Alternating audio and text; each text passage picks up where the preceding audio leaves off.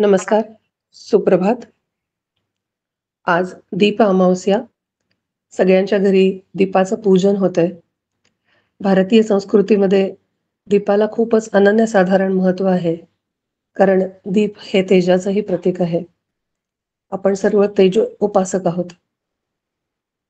आमच्या प्रत्येकाच्या आतही एक ज्योत आहे, जी लख्ख प्रकाशली आहे. पण ती आम्हाला दिसत नाही. ती का दिसत नाही आणि दिसायसाठी काय करावं हे आज आपण ऐकणार आहोत. आजच्या वर्गाची सुरुवात एका अभंगाने करते.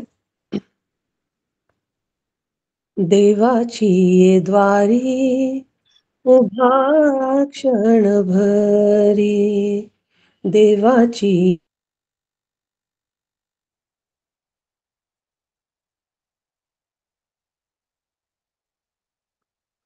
हॅलो, आवाज गेला.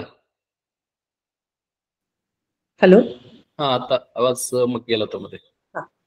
देवाची ये द्वारी उभा क्षणभरी, देवाची ये द्वारी उभा क्षणभरी, तेणे मुक्तीच्या वारी साधिएल्या देवाची ये द्वारी उभा क्षणभरी.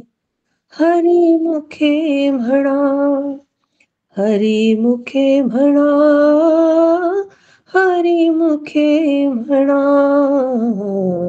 हरिमुखे म्हणा, पुण्याची गणना कोण करी रे, देवाची ये द्वारी उभा क्षणभरी. असोनी संसारी जिव्हे वेगू करी रे, असोनी संसारी जिव्हे वेगू करी, वेदशास्त्र उभारी बाह्या सदा, देवाची ये द्वारी उभा क्षणभरी.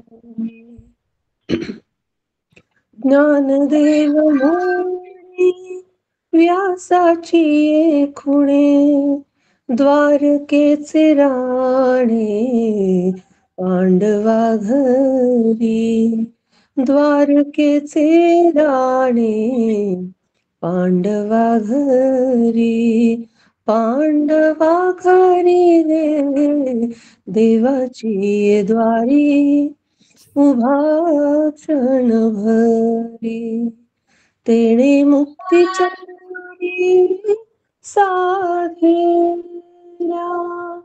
साधिएल्या देवाची ये द्वारी उभा क्षणभरी, देवाची ये द्वारी उभा क्षणभरी.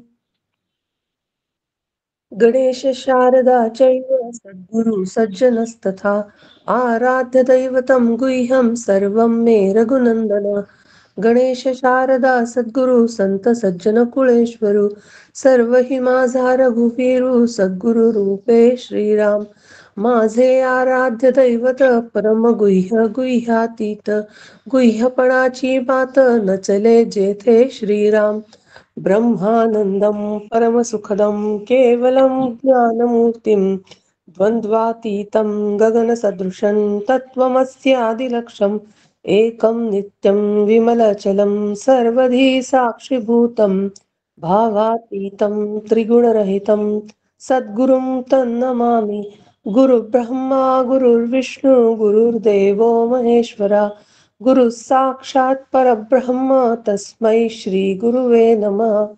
अनेन प्रियतां देवो भगवान् जानकीपतिः, श्रीरामचंद्र पूर्वेषाम् अस्माकं कुलदैवतं. शुकासारिखे पूर्ण वैराग्य जाचे, वसिष्ठा परिज्ञान योगेश्वराचे, कवी वाल्मिका सारिखा मान्य ऐसा. नमस्कार माझा सद्गुरु रामदासा, श्रोता वक्ता श्रीराम समर्थ। जय जय रघुवीर समर्थ।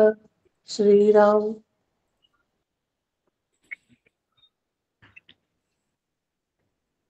ओ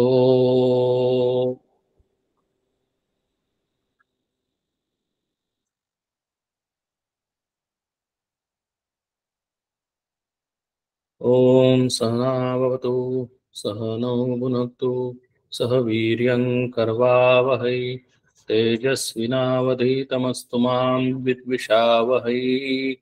ओम शांति शांति शांतिः।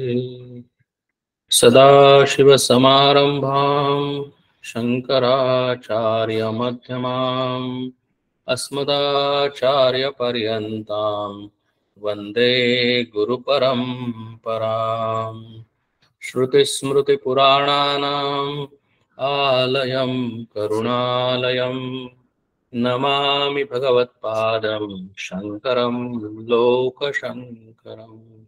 शङ्करं शङ्कराचार्यं केशवं बादरायणं सूत्रभाष्यकृतौ वन्दे भगवन्तौ पुनः पुनः।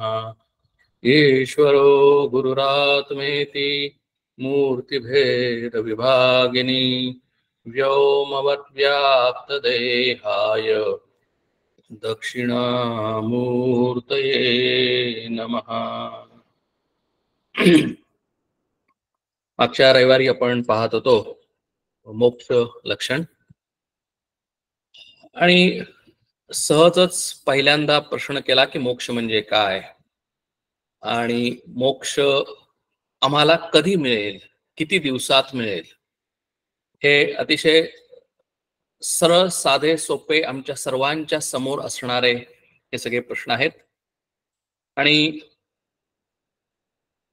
समर्थांनी सांगितलं की मोक्ष म्हणजे बंधनातून मुक्ती, आणि बंधन हे आमच्या मनाचंच बंधन आहे. मनाला घातलेलं जे बंधन आहे त्या बंधनातून मुक्ती म्हणजे मोक्ष.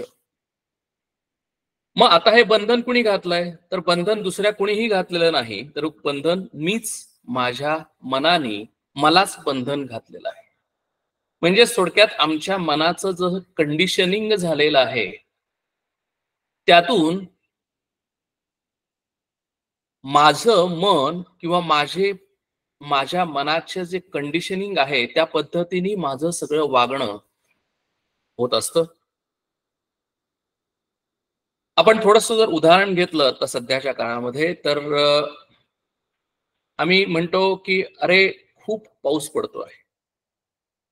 खूप पाऊस पडतो आहे म्हणल्यानंतर आमच्या डोळ्यासमोर येतं की अरे खूप पाऊस पडतो आहे म्हणजे सगळीकडे चिखल झालेला आहे, सगळीकडे चिकचिक झालेली आहे, सगळीकडे पाणी साठलेलं आहे. आणि ऑटोमॅटिकली मला असं वाटतं, माझ्या मनाला असं वाटतं की आता सगळ्या या चिकचिकटामध्ये बाहेर जायला नको. म्हणजे मीच माझ्या मनाला म्हणतो की अरे आता आपण बाहेर जायला नको, आणि म्हणून मग मी घरातच थांबतो. घरात थांबल्यानंतर मला असं वाटतं की अरे आता बाहेर इतकं पाणी आहे आणि आता मी या वातावरणामध्ये छान झोपावं असं माझं मलाच वाटतं, आणि माझं मलाच वाटतं आणि मग मी पांघरून घेऊन झोपून जातो. म्हणजे ह्या सगळ्या सिक्वेन्स ऑफ इव्हेंट्स मध्ये जर आम्ही बघितलं तर हे कुणी कुणाला विचार करायला भाग पाडलं तर मीच माझ्या मनाला विचार करायला भाग पाडलं, आणि तशा पद्धतीने मी कर्म केलं, क्रिया केली. थोडंसं पुढे जाऊन मीच माझ्या मनाला मी आनंदी आहे का किंवा सुखी आहे का हे मीच मला स्वतःलाच सांगितलं, समजावलं, आणि त्या पद्धतीने माझं कंडिशनिंग झालं. ऑन द कॉन्ट्ररी दुसरा एखादा म्हणेल की अरे किती छान पाऊस पडतो आहे, मी छत्री घेतो आणि छत्री घेऊन मस्तपैकी पावसामध्ये जातो, भिजलो तरी काही हरकत नाही, किती छान वातावरण आहे. आता मगाचा माणूस आणि आत्ताचा दुसरा माणूस याच्यामध्ये फरक काय आहे?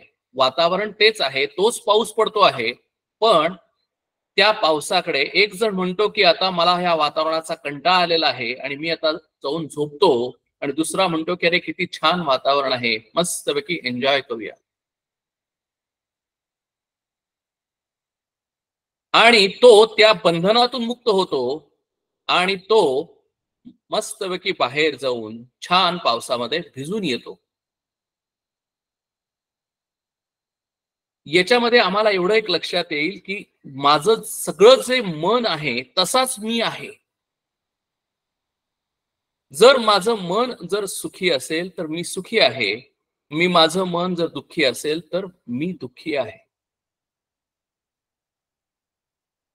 आणि अगदी हे कंडिशनिंग इतकं आमचं लहानपणापासनं सगळ्यांचं युनिव्हर्सली चाललेलं असतं. बघा तुम्ही विचार करा की अशा अशा गोष्टी घडल्यानंतर ते चांगलं असतं, आणि असं असं घडल्यानंतर ते चांगलं असल्यानंतर आम्हाला आनंद होणार असतो, आणि आनंद झाल्यानंतर मी सुखी होणार असतो. आम्ही म्हणतो की आम्ही आता आज माझा वाढदिवस आहे, आज माझा वाढदिवस आहे म्हटल्यानंतर लगेच सगळेजण म्हणतात की हॅपी बर्थडे, आणि मग आता केक कटिंग. म्हणजे वाढदिवसाच्या दिवशी आम्ही आनंदी व्हायचं असतं, हे आम्हाला आमच्या मनाला नवे नवे, आमच्या सगळ्या आजूबाजूच्या लोकांना नवे नवे सगळ्या सगळ्या जगामध्ये असं समजलेलं आहे, असं आम्ही सगळ्यांनी कंडिशनिंग केलेलं आहे की वाढदिवस ही चांगली गोष्ट आहे, वाढदिवस सेलिब्रेट करायचा असतो. याच्या उलट जर मृत्यू ही ही वाईट घटना आहे, ही दुःखद घटना आहे, आणि मृत्यूचं सेलिब्रेशन करायचं नसतं, हे सुद्धा आमचं सगळ्यांचं कंडिशनिंग झालेलं आहे. म्हणजे मृत्यू ही घटना वाईट आणि वाढदिवस ही घटना चांगली, आणि वाढदिवसाच्या दिवशी आम्ही सुखी होणार, आणि मृत्यूच्या दिवशी जर मृत्यू जर घडला आजूबाजूला तर मी दुःखी होणार, हे आमचं सगळ्यांचं कंडिशनिंग झालेलं आहे. आणि म्हणूनच मनच आम्हाला बंधनात टाकतं, आणि आमचंच मन जर आम्हाला बंधनात टाकणार असेल तर आमचंच मन आम्हाला त्या बंधनातून मुक्त करतं. म्हणूनच असं म्हणलेलं आहे की मन एव मनुष्याणाम कारणम बंध मोक्षयो. मनच आम्हाला या बंधनात टाकतं आणि मनच आम्हाला याच्यातून मुक्त करतं. आणि मोक्ष म्हणजे काय? मोक्ष म्हणजे सर्व बंधनातून सर्व मनाचं कंडिशनिंग हे त्यातून आम्ही मुक्त होणं, हेच मोक्ष आहे. आणि म्हणूनच मोक्ष कधी मिळेल हा प्रश्नच येत नाही. मोक्ष म्हणून समर्थ म्हणतात की मोक्ष त्या क्षणी मिळेल की ज्या क्षणी तुला हे रिअलायझेशन होईल की अरे मोक्ष म्हणजे दुसरं तिसरं काहीही नाही. मोक्ष म्हणजे इथे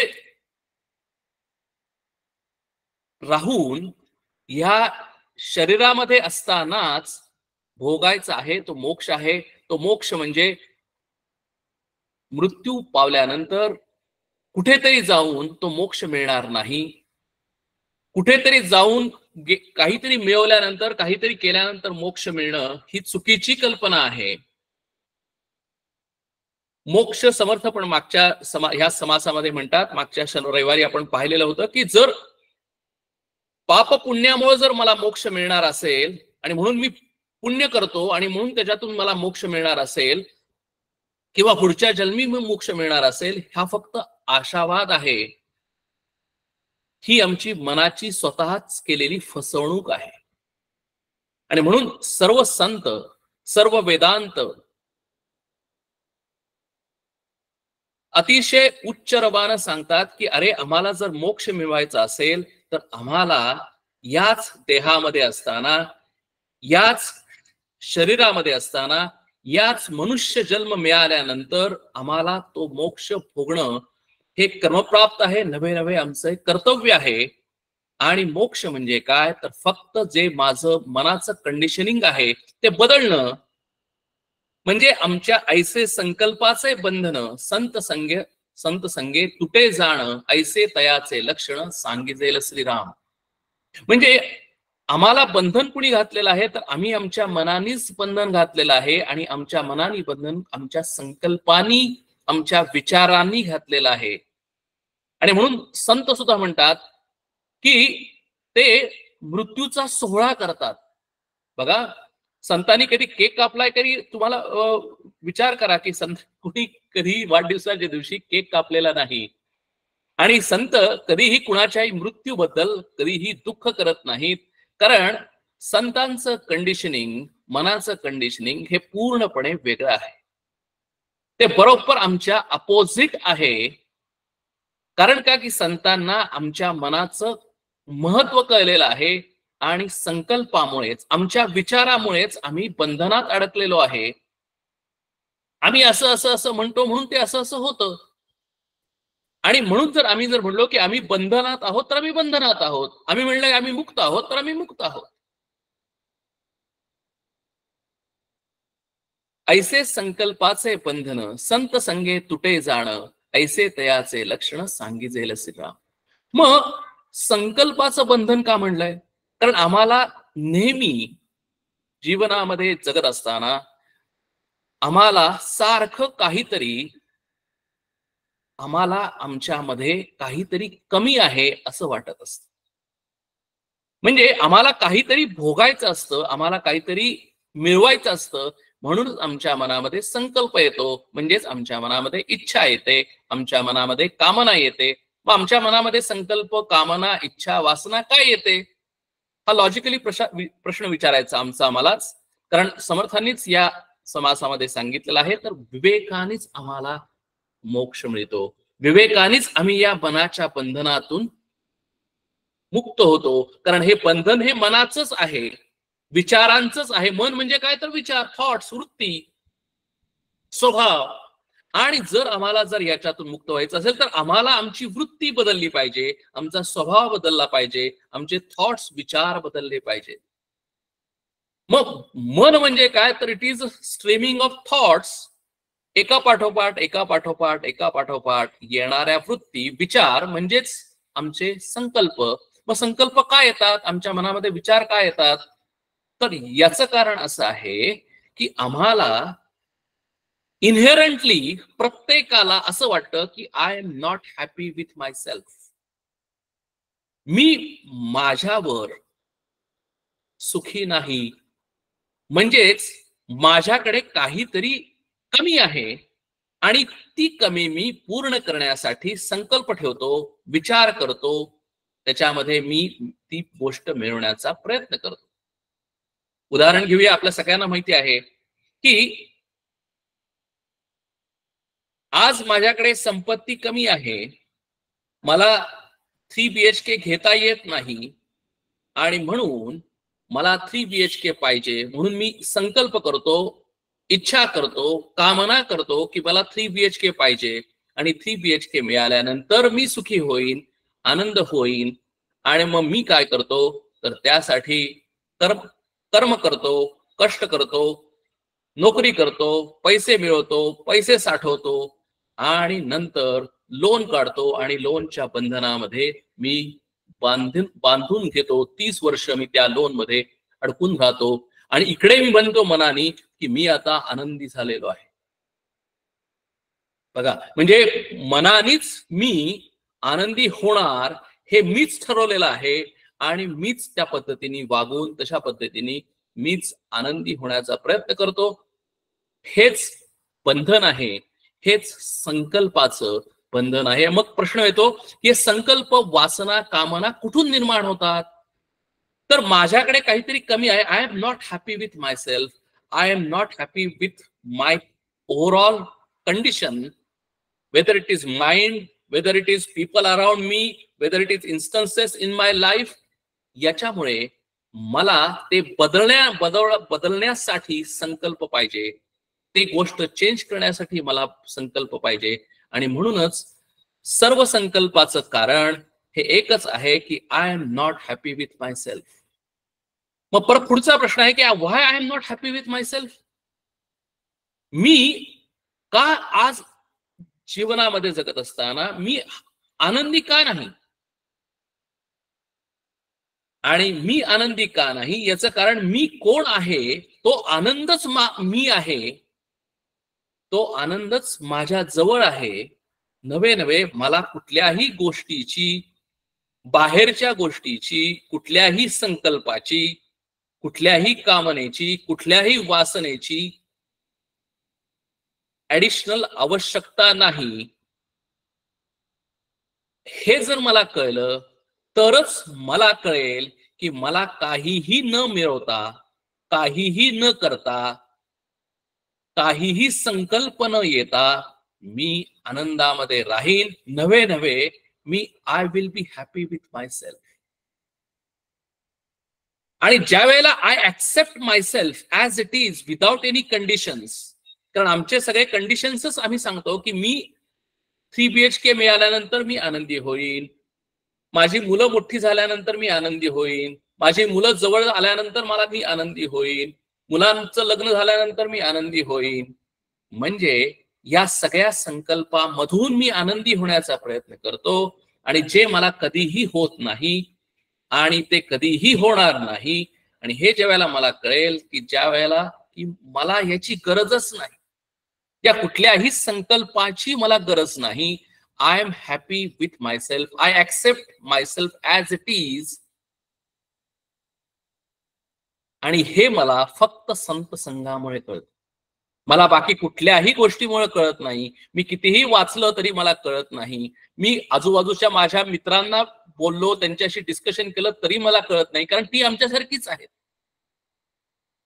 कारण आमचं कंडिशनिंग हे जगाचं कंडिशनिंग आहे, ते सगळ्यांचं सेम कंडिशनिंग झालेले असल्यामुळे सगळ्यांचं मन तशा पद्धतीनेच काम करतं. आणि this is what is called as rat race.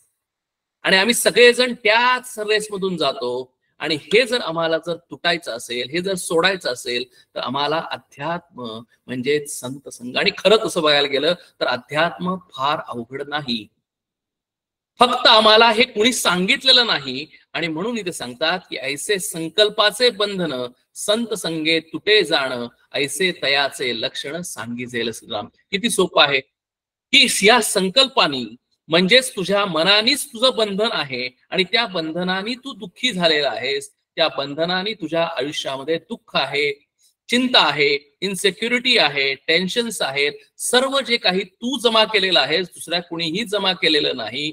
तूच तुझ्या मनाचा स्वभाव तूच घडवलेला आहेस. आणि जर तर तूच घडवलेला असेल तर तुला तो इथे या जन्मामध्येच जे तू लर्न केलेलं आहेस तेच तू अनलर्न करायचं आहेस. जे तू कंडिशनिंग केलेलं आहेस तेच तू अनकंडिशनिंग करायचं आहेस. पुढच्या जन्मात नाही, याच जन्मामध्ये करायचं आहे. कारण याच जन्मामध्ये आम्ही विचार करू शकतो. नरदेहाचं आपण महत्व मागच्या समासामध्ये, मागच्या रविवारी आपण पाहिलेलं आहे. आणि म्हणून इथे आम्हाला सांगितलेलं आहे की फक्त जर आम्ही संत संघामुळेच हे आम्हाला कळतं, आम्हाला समजून येतं. कारण आम्हाला लक्षात येतं की अरे हे जे सद्गुरू माझ्या समोर जे आहेत, हे जे त्यांचं जे आचरण आहे, त्यांचं वागणं आहे, त्यांच्या मनामध्ये असलेली जी शांतता आहे, त्यांच्याकडे काहीही नाही पण तरी सुद्धा त्यांच्याकडे सर्व काही आहे. हे ज्या वेळेला मला कळतं त्यावेळेला मला लक्षात येतं की अरे त्यांच्याकडे असं काहीतरी आहे की जे माझ्याकडे नाही. आणि मग मी त्यांच्या संघामध्ये जाऊन, सत्संगामध्ये जाऊन ते जाणून घेण्याचा प्रयत्न करतो. आणि मग मला लक्षात येतं की अरे प्रॉब्लेम दुसरीकडे कुठेही नाही, प्रॉब्लेम फक्त माझ्यामध्येच आहे, माझ्याच मनामध्ये आहे. आणि मग माझा शोध चालू होतो. आणि मग मीच या शरीरामध्ये असताना I become happy with myself. आणि आय ऍक्सेप्ट इन टोटो. माझ्यासाठी कुठलीही परिस्थिती महत्वाची नाही. परिस्थिती कुठलीही असेल, मी कुठेही असेल, मी कुठल्याही अवस्थेमध्ये असेल, मी I start accepting myself as it is. आणि मग मी ऑटोमॅटिकली बंधनातून मुक्त होतो. मीच स्वतः माझ्या बंधन घातलेलं होतं, मीच माझ्या मनाचं बंधन मीच काढून टाकतो आणि मी आनंदी होतो. हाच मोक्ष आहे. याच्या व्यतिरिक्त मोक्षाची दुसरी कुठलीही डेफिनेशन नाही. मोक्ष कुठे जाऊन मिळवायचा नाही. आणि म्हणून समर्थांनी स्पष्टपणाने ह्या याच्यात सांगितलेलं आहे की तो मोक्ष तत्काळ मिळेल. त्याच्या किती दिवस किती वेळ लागेल माहिती नाही. जर मला कळलं आहा हो असं आहे, तर फक्त प्रॉब्लेम कुठे आहे की मला जरी कळलं तरी माझं कंडिशनिंग जे आहे, मला लागलेली जे हॅबिट्स आहेत, मला लागलेलं जे वळण आहे, माझ्या मनाला लागलेलं जे वळण आहे ते सहजासहजी जात नाही. ते समजलं तरी वळत नाही. आणि त्यासाठी आम्हाला सतत सत्संग केला पाहिजे, सतत विचार केला पाहिजे, तरच ते आम्हाला कळेल. आपण पुढे समास पाहूया. याच्या पुढचं समर्थांनी जे सांगितलं या समासामध्ये ते आपण अनेक वेळेला बघितलेलं आहे. ते आपण फक्त ओव्या वाचूया आणि मग पुढे जाऊया. हे पंचीकरण आहे.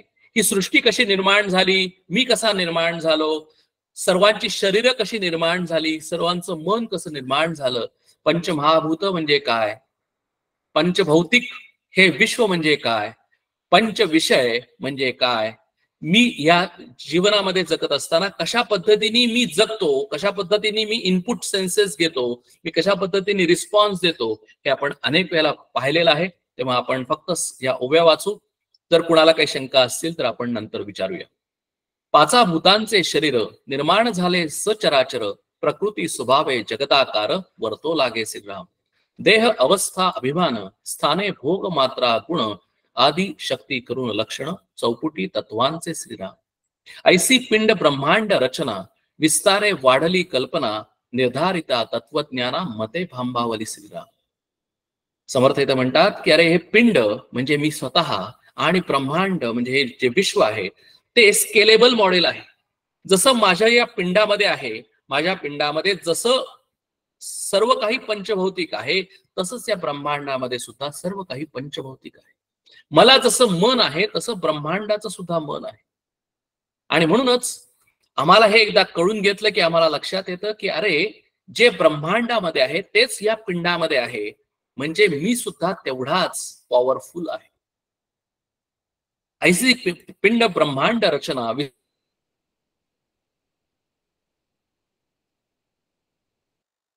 नाना भेद भेदे वाढती विवाद, परी तो ऐक्यतेचा संवाद, साधू जाणती राम. समर्थ म्हणतात की अरे या आज समाजामध्ये अनेक मत आहेत, अनेक भेद आहेत, आणि या भेदामुळं, या अनेक मतमतांतरांमुळं काय होतं तर फक्त म्हणजे विवाद म्हणजे विसंवाद होतो. आणि जर ऐक्यतेचा संवाद जर पाहिजे असेल तर मला तो साधूंकडेच जाऊन तो मिळवला पाहिजे, तो ऐकला पाहिजे, तो आचरणात आणला पाहिजे. तया संवादाचे लक्षण, पंचभूतिक देह जाण, त्या देहामध्ये कारण आत्मा ओळखावा सदा.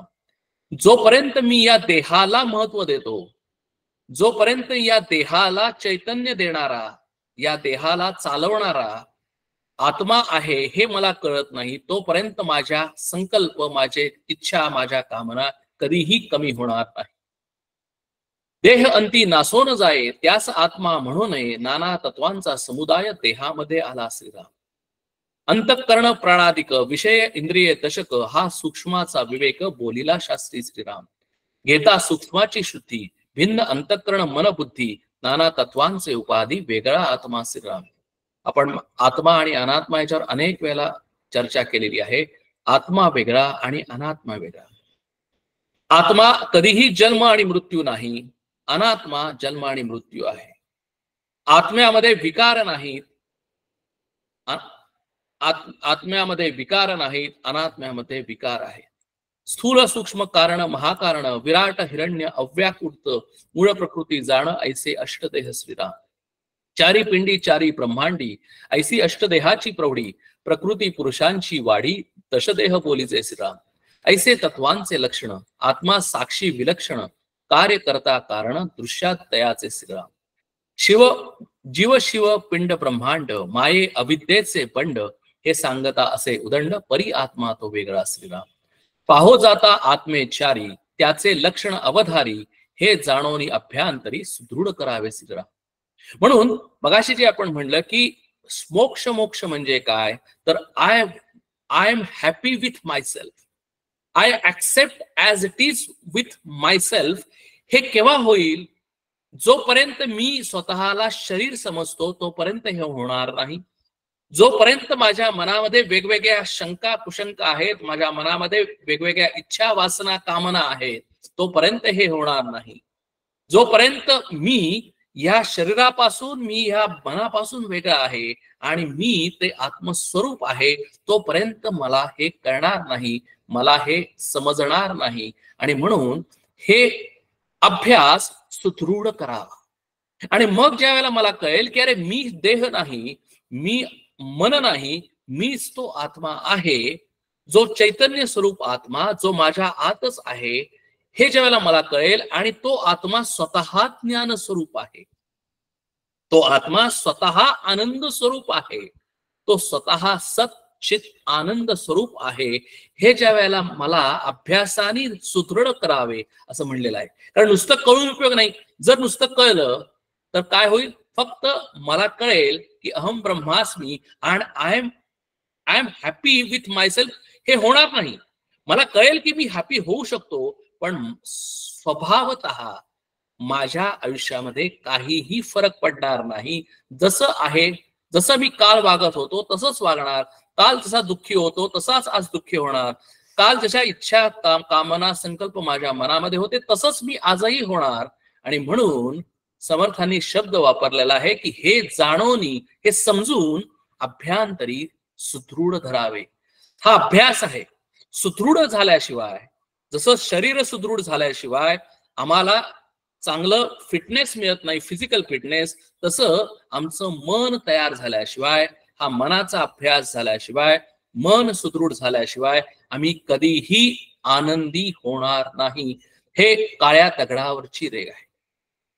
एक जीवात्मा, दुसरा शिवात्मा, तिसरा परमात्मा जो विश्वात्मा, चौथा जाणीजे निर्मळात्मा, ऐसे चारी आत्मे श्रीराम. हे आपण मागच्या अनेक वेळा बघितलेलं आहे. भेद उंच नीच भासती, परिचारी एकची असती. हे सगळं महत्वाचं. याविषयी दृष्टांत संमती सावध ऐका श्रीराम. जरी आम्ही जीवात्मा, शिवात्मा, परमात्मा, विश्वात्मा, वेगवेगळे निर्मळात्मा जरी म्हटलं तरी चारी आत्मे फक्त नावं वेगवेगळी दिलेली आहेत. तो आत्मा एकच आहे. जसं दृष्टांत देतात की घटाकाश मठाकाश, महदाकाश चिदाकाश, अवघे मिळून आकाश एकच असे श्रीराम. घटामुळे त्याला घटाकाश म्हटलं, मठामुळे म्हणजे भिंतीमुळे, म्हणजे माझ्या मठामध्ये असलेली जी खोली आहे किंवा घरामध्ये असलेली खोली आहे त्याला मठाकाश म्हटलं. आत असलेला आकाश महदाकाश आणि चिदाकाश. पण सगळं आकाश एकच आहे. तैसे तैसा जीवात्मा आणि शिवात्मा, परमात्मा आणि निर्मळात्मा, अवघा मिळून आत्मा एकची असे श्रीराम. घटी व्यापक जे आकाश, तया नाव घटाकाश, पिंडी व्यापक ब्रह्मांश, त्यास जीवात्मा बोलीचे श्रीराम. मठी व्यापक ते आकाश, तया नाव मठाकाश, तैसी ब्रह्मांडी जो ब्रह्मांश, त्यास शिवात्मा बोलीचे श्रीराम. मठा बाहेरील आकाश, तया नाव महदाकाश, ब्रह्मांडा बाहेरील ब्रह्मांश, त्यास परमात्मा बोलीचे श्रीराम. उपाधी वेगळे आकाश, तया नाव चिदाकाश, तैसा निर्मळात्मा परेश, तो उपाधी वेगळा श्रीराम. उपाधी योगे वाटे भिन्न, परिते आकाश अभिन्न, तैसा आत्मा स्वानंद गण एकची असे श्रीराम. फक्त आकाश वेगवेगळं असल्यासारखं वाटतं, तसं ते आकाश एकच आहे. तसं आत्मा वेगवेगळा असल्यासारखा वाटतो. तुमच्यामध्ये असलेला आत्मा आणि माझ्यामध्ये असलेला आत्मा हा वेगळा असल्यासारखा वाटतो, कारण आमच्या दोघांची शरीर वेगवेगळी आहेत, आमचं दोघांचं मन वेगवेगळं आहे. म्हणून तो आत्मा आम्हाला वेगवेगळा असल्यासारखा वाटतो, पण तो आत्मा एकच आहे. तोच आत्मा आम्हाला सगळ्यांना दृश्यासबाह्य अंतरी, सूक्ष्मात्मा निरंतरी, त्याची वर्णावया थोरी, शेष समर्थ नव्हे श्रीराम. त्याची थोरवी इतकी प्रचंड आहे की शेषशाही म्हणजे 100 तोंड असलेला शेष नाग सुद्धा त्याची थोरवी गाऊ शकत नाही, इतकं तो आत्मा समर्थ आहे, इतका त्याची थोरवी अतिशय अनन्य साधारण आहे. ऐसे आत्म्याचे लक्षण जाणता नाही जीवपण, उपाधी शोधता अभिन्न मुळीच आहे श्रीराम. जीवपणे एकदसी, अहंकारे जन्म सोसी, विवेक पाहता प्राण्यासी, जन्म कैचा श्रीराम. बघा, जीवपणे एकदिसी, अहंकारे जन्म सोसी. आम्ही स्वतःला जीव म्हणतो. आम्ही स्वतःला जर जीव म्हणलं तर मी जीव आहे. मी स्वतःला जीव म्हटलं म्हणजे थोडक्यात काय की मला शरीराने मी जीव म्हटलं म्हणजे माझ्या शरीराला जन्म आहे, मग माझ्या शरीराला मृत्यू आहे. आणि मग जीव म्हणल्यानंतर मी म्हणतो की मी बिचारा आहे, मग मी बिचारा आहे. मी समजतो स्वतःला की मी दुःखी आहे, मी जीव दुःखी आहे. मी म्हणतो की मी सगळं करतो, माझ्या हातात सगळं आहे, आय कंट्रोल एव्हरीथिंग. हाच अहंकार आम्हाला आयुष्यभर आम्हाला त्रास देतो आणि म्हणून म्हणतात की विवेक पाहता प्राणी असे जन्म कैचा श्रीराम. अरे तू विवेक कर, तू विचार कर, आणि विचाराने तुला समजेल की अरे हे काहीच बंधन नाही. अहंकारामुळे तू स्वतःला वेगळा समजतोस. तू म्हणतोस की मी 5 फूट 7 इंच असलेला हा जो माणूस आहे, मी वेगळा आहे, मी माझ्या वेगळा आहे, मला एक वेगळी आयडेंटिटी आहे, मला माझे स्वतःचे विचार आहेत, मी त्यामुळे इतरांपासून वेगळा आहे. माझं जीवन वेगळं आहे, इतरांचं जीवन वेगळं आहे. मला ज्या काही पाहिजे ज्या गोष्टी आहेत त्या वेगळ्या आहेत, इतरांना काय पाहिजे त्या गोष्टी वेगळ्या आहेत. आणि म्हणून ते करण्यासाठी, ते भोगण्यासाठी मला वेगवेगळे जन्म पाहिजेत. आणि ते नंतर जन्म झाल्यानंतर ते मृत्यू येणार, त्यात काही प्रश्न नाही. आणि म्हणून जोपर्यंत मी स्वतःला जीव समजतो तोपर्यंत मला जीवदशा आहे, म्हणजे मला दुःख आहे. पण मी जर विवेक केला, विवेक पाहता प्राणियांसी, विवेक म्हणजे कुठला, तर आत्मा अनात्म विवेक. विवेक म्हणजे कुठला, तर आत्मविवेक म्हणजेच आत्मविचार. हा ज्या वेळेला आम्ही करू, म्हणजेच आत्म्याचा विचार करू, त्याच वेळेला आम्हाला आत्मशांती मिळेल, आत्म्याची शांती आम्हाला मिळेल. आत्मानंद मिळेल, म्हणजे आत्म्याचा आनंद आम्हाला मिळेल. म्हणजे आम्हाला विवेक करायचा आहे, कशाचा विवेक करायचा आहे, तर अनात्म्याचा विवेक करायचा नाही, तर आम्हाला आत्म्याचा विवेक करायचा आहे. आणि म्हणून आत्म्याचा विवेक केल्यानंतर आम्ही आत्म्यासारखंच होणार. What I think so I become. It's very logical. म्हणजे ह्याच्यामध्ये कुठेही इलॉजिकल इरॅशनल थॉट नाही. म्हणजे व्हेरी सिंपल वन, की माझंच मन आहे, माझीच बुद्धी आहे, मीच विवेक करायचा आहे, मीच विचार करायचा आहे. आणि मी विचार केल्यानंतर मीच आत्मा आहे असं ज्या वेळेला मी म्हणेन त्यावेळेला मी आत्मा होतो. आणि ज्या वेळेला मी आत्मा असेल त्यावेळेला आत्म्याचे गुणधर्म मला होतात. आणि मग जर आत्म्याला जन्म नसेल तर मलाही जन्म नाही आणि मलाही मृत्यू नाही. आणि म्हणून इथे म्हणतात की जन्म मृत्यू पासून सुटला, या नावे जाणी मोक्ष झाला. मोक्ष म्हणजे काय, आणि म्हणून जो जन्म मृत्यू पासून सुटतो त्यालाच मोक्ष म्हणतात. म्हणजे जो बेसिकली स्वतःलाच समजतो की मी स्वतः आनंद स्वरूप आहे. I am happy with myself. I don't want anything. I desire nothing. I want nothing. मी आहे त्या ठिकाणी मी आनंदी आहे, कारण मी आत्मस्वरूप आहे. तत्वे शोधिता पावला तत्वता वस्तू श्रीराम. जन तत्वाचा शोध घेतलेला आहे त्यालाच तत्व मिळणार. आणि तत्व म्हणजे काय, तर आत्मवस्तू. ती कुठे आहे, तर ती माझ्या आतच आहे. तेची वस्तू ते आपण, हे महावाक्याचे लक्षण साधू करीती निरूपण, आपुलेच मुखे श्रीराम. ती वस्तू तेच मी स्वतः आहे, कारण महावाक्य म्हणजे म्हणलेलं आहे की तत्त्वम असी, तेच तू आहेस. मग तेच तू आहेस म्हणजे काय, तर आज ते तू नाहीस असं म्हणल्यामुळे तू दुःखी होतोयस.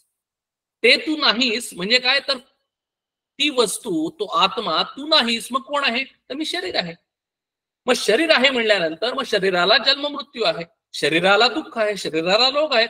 आणि म्हणून मग मी म्हणतो की मी दुःखी आहे, मला रोग आहे, मी रोगी आहे, मला आता सर्व दुःख मला होतात. म्हणजे आम्ही काय करतो की आम्ही स्वतःला सहानुभूती मिळवण्याचा प्रयत्न करतो आणि इतरांना सुद्धा सहानुभूती देतो. बघा कंडिशनिंग कसं झालंय आमचं, की मला जर काही समजा झालं तर आम्ही भेटायला जातो एखाद्या माणसाला, जर तो जर आजारी असेल आणि आम्हाला काय वाटतं की त्याला मी सहानुभूती द्यावी, की तू किती आजारी आहेस, तुला किती दुःख होत असेल. मग तो पण म्हणतो की हो हो मला खूपच दुःख होतं, किती सगळं अंग दुखतंय, सकाळपासून माझं खूप अंग दुखतंय, मला अजिबात उठवतच नाही. ह्याच्यातनं काय होतो, आम्हाला वाटतं की मी त्याला बरं वाटायसाठी प्रयत्न करतो, पण आम्ही त्याचं दुःख अजून जास्त वाढवतो. कारण त्या दुःखानीच तो, आधी खरं त्याला एखादंच वाटत नसेल, पण मी म्हणल्यानंतर की खूप अंग दुखत असेल ना, तर तो म्हणतो की अरे हा खरंच माझं अंग दुखायला लागलेलं आहे आणि माझं अंग दुखतंय. म्हणजे जसं आम्ही कंडिशनिंग करतो आमच्या मनाचं, तसं ते कंडिशनिंग आम्ही होतो. आणि म्हणूनच इथे म्हणतात की तेची वस्तू ते आपण, महावाक्याचे लक्षण. ती वस्तू मी आहे. ती वस्तू म्हणजे काय, तर मी सदैव अनंत मी, अवध्य मी, अखंड मी, असा जो आहे तो मी आहे. तेच वस्तू मी आहे आपण अनेक वेळेला बघितलेलं आहे. म्हणजे खरोखर जर आपण आता जर बघितलं तर हे सगळी समरी आहे. हे सगळे समास म्हणजे समरी आहे. सार रूपाने हे सगळं सांगितलेलं आहे. साधू करीती निरूपण आपुलेनी मुखे श्रीराम. जे क्षणी अनुग्रह केला ते क्षणी मोक्ष झाला. बघा की ज्या क्षणाला मी हे समजून घेतलं, अनुग्रह म्हणजे डोक्यावर हात ठेवणं नव्हे. अनुग्रह म्हणजे कुठेतरी जाऊन काहीतरी एखादी क्रिया करणं नव्हे. अनुग्रह म्हणजे विवेक करणं. जे क्षणी अनुग्रह केला तेच क्षणी मोक्ष झाला. बंधन काही आत्म्याला बोलोच नाही श्रीराम. अहो त्या आत्म्याला बंधन आहे का? बंधन काहीच नाही. आता आशंका फिटली, संदेह वृत्ती मावळली, संग संत संगे तात्काळ झाली मोक्ष पदवी श्रीराम. म्हणून ज्या काही शंका आहेत, म्हणून संतांना कधीही शंका नसतात. There is no conflict. त्याच्यामध्ये कुठलीही शंका नाही, कुठलेही प्रॉब्लेम्स नाहीत, कुठलेही प्रश्न सोडवायचे नाहीत. आम्हाला सगळे प्रश्न आहेत आणि आम्हालाच सगळ्या शंका आहेत. आणि म्हणून आता आशंका फिटली, संदेह वृत्ती मावळली, संत संगे तात्काळ झाली मोक्ष पदवी श्रीराम. म्हणून आम्हाला जवळून संताला बघणं आवश्यक आहे. आणि ज्या वेळेला आम्हाला लक्षात येईल की जसं दासबोधामध्ये लिहिलेलं आहे, जसं गीतेमध्ये लिहिलेलं आहे, जसं गाथेमध्ये आहे, जसं एकनाथी भागवतामध्ये आहे, तसंच ते संत साधू वागतात, आचरण करतात आणि त्यांच्याप्रमाणे आम्ही वागायला लागलो, त्यांच्याप्रमाणे आम्ही विचार करायला लागलो की आम्हाला सुद्धा ती मोक्ष पदवी अनायासानं मिळते. त्यासाठी वेगळं करायला लागत नाही. कारण इथं कुणी कुणाला बांधलेलंच नाही. स्वप्नामध्ये जो बांधला तो जागृतीने मोकळा केला. ज्ञान विवेके प्राणियाला मोक्ष प्राप्ती श्रीराम. स्वप्नामध्ये जर एखादा आम्हाला जर स्वप्न पडलं आणि स्वप्नामध्ये काय झालं, तर स्वप्नामध्ये मला कुणीतरी बांधलं. आपण असं विचार करूया की आज मला स्वप्न पडलं आणि स्वप्नामध्ये चोर आले आणि चोरांनी मला कर्कचूत बांधलं दोरीनं आणि मी ओरडायला लागलो स्वप्नामध्ये की अरे मला केवढं जोरात बांधलेलं आहे, वाचवा वाचवा वाचवा वाचवा. आणि मग मी जागा झालो आणि स्वप्नामधून ज्या वेळेला मी जागा होतो त्यावेळेला जागा झाल्यानंतर मी असं म्हणतो का हो की वाचवा वाचवा वाचवा. मी हसायला लागतो. कारण स्वप्नामध्ये मी वाचवा वाचवा वाचवा म्हणलेलो होतो. स्वप्नामध्ये मी बंधनामध्ये होतो. स्वप्नामध्ये मला दोरींनी बांधलेलं होतं. स्वप्न झाल्यानंतर क्षणातच मी कधीही म्हणत नाही की मी आता बंधनात आहे, मी मुक्त आहे. तसं आम्ही जागृती अवस्थेमध्ये, हे स्वप्न आम्हाला कळायला सोपं आहे, पण आम्हाला हे जी जागृती अवस्था आहे, ही जी वेकिंग स्टेट मध्ये दिवसामध्ये असलेली जी अवस्था आहे, ती अवस्था ही आम्ही सत्य मानलेली आहे. ती अवस्थेमधून आम्ही जागा झालेलो आहोत असं आम्ही म्हणतो. जो झोपलेला आहे त्याला जागा करणं सोपं आहे, पण जो झोपायचं सोंग घेतलेला आहे त्याला जागा करता येत नाही. तसं आम्हाला खरं पाहिजे आहे सुख, आम्हाला पाहिजे आहे आनंद, आम्हाला पाहिजे आहे शांती, पण आम्ही कधीही ती मिळवण्यासाठी प्रयत्न करत नाही. कारण का की मी स्वतः झोपेचं सोंग आता दिवसा घेतलेलं आहे. मला कुणीही बांधलेलं नाही. मी मनानेच म्हणतोय की मी दुःखी आहे. मी मनानेच म्हणतोय की मला प्रॉब्लेम्स आहेत. मी मनानेच म्हणतोय की मला प्रश्न आहेत. मी मनानेच म्हणतोय की मला खूप टेन्शन्स आहेत. मी मनानेच म्हणतोय की मी इन्सेक्युअर आहे. मी मनानेच म्हणतोय की मला कुणीही, मी या बंधनातून मला कुणीही मोकळं करू शकत नाही. आणि म्हणून इथे समर्थ अगदी स्पष्टपणाने सांगतात की अरे तू स्वप्नामध्ये बांधलायस, तू ऍक्च्युअली मुक्तच आहेस. तू स्वतःच आनंद स्वरूप आहेस. तुझ्याकडे कुठलंही दुःख नाहीच, तुला इन्सेक्युरिटी नाहीच, तुला काहीही प्रॉब्लेम नाही, तुला कुठलेही प्रश्न नाहीत. ज्ञान विवेके प्राणियाला मोक्ष प्राप्ती श्रीराम. आणि हे आम्हाला समजत नाही, हे आम्हाला कळत नाही. त्यामुळे आम्ही अध्यात्माच्या नावाखाली सर्व काही गोष्टी करत राहतो आणि आम्हाला असं वाटतं की आम्हाला त्याच्यातून आनंद मिळेल, त्याच्यातून आम्हाला सुख मिळेल. आणि आम्ही अनेक वर्ष केल्यानंतर आम्हाला लक्षात येतं की अरे आम्हाला काहीही मिळालेलं नाही, आमचं आयुष्य बदललेलं नाही. आहे तेच दुःख, आहे तोच इन्सिक्युरिटी, आहे तीच भीती आम्हाला आमच्या मनामध्ये आहे. अज्ञान निसीचा अंती, संकल्प दुःखे नासती, तेणे गुणे होय प्राप्ती, तात्काळ मोक्षाचे श्रीराम. तोडावया स्वप्न बंधन, न लगे आणिक साधन, तयास प्रयत्न जागृती विण बोलोच नाही श्रीराम. अहो स्वप्नातलं बंधन तोडायला काही मला वेगळा वेळ लागतो का, वेगळा उशीर? मला फक्त जागा व्हायचं असतं. मी झोपेतनं जागा झालो की माझं स्वप्नातलं बंधन संपलं. तसंच या जागृत अवस्थेमध्ये असलेलं जे बंधन आहे ते सोडायसाठी मला एवढंच केलं पाहिजे की मी जे आता दिवसा झोपायचं सोंग घेतलेलं आहे ते सोंग काढून टाकणे आणि खरं आम्ही जागृती होणे. आणि म्हणून जसं त्या पद्धतीने जर आम्ही केलं तर आम्ही मुक्तच आहोत. तैसा संकल्पे बांधला जीव त्यास आणिक नाही उपाव, विवेक पाहता व्हावं बंधन होयच राम. म्हणून आम्हीच आम्हाला बांधलेलं आहे, त्याला दुसरा कुठलाही उपाय नाही. जर आम्हीच आम्हाला बांधलेलं असेल तर आम्हीच आम्हाला सोडायचं आहे. विवेक पाहता, आणि त्यासाठी काय करायचंय, दुसरा कुठलाही उपाय नाही. विवेक म्हणजेच विचार हा एकच उपाय आहे. विवेके पाहिल्या विण जो जो उपावतो तो सिण, विवेक पाहता आपण आत्माच असे श्रीराम. बघा आता ह्याच्यापेक्षा समर्थांनी किती डायरेक्ट सांगायचं की अरे विवेकाशिवाय तुम्ही जो जो उपाय कराल, विवेक म्हणजे विचार, विचार म्हणजे ज्ञान, ज्ञान घेतल्याशिवाय, मी कोण आहे पाहिल्याशिवाय जो जो मी काही उपाय करेल ते तो फक्त शिणवठा आहे. मला फक्त उगीच तो प्रयत्न करून मला उगीच दमणं आहे.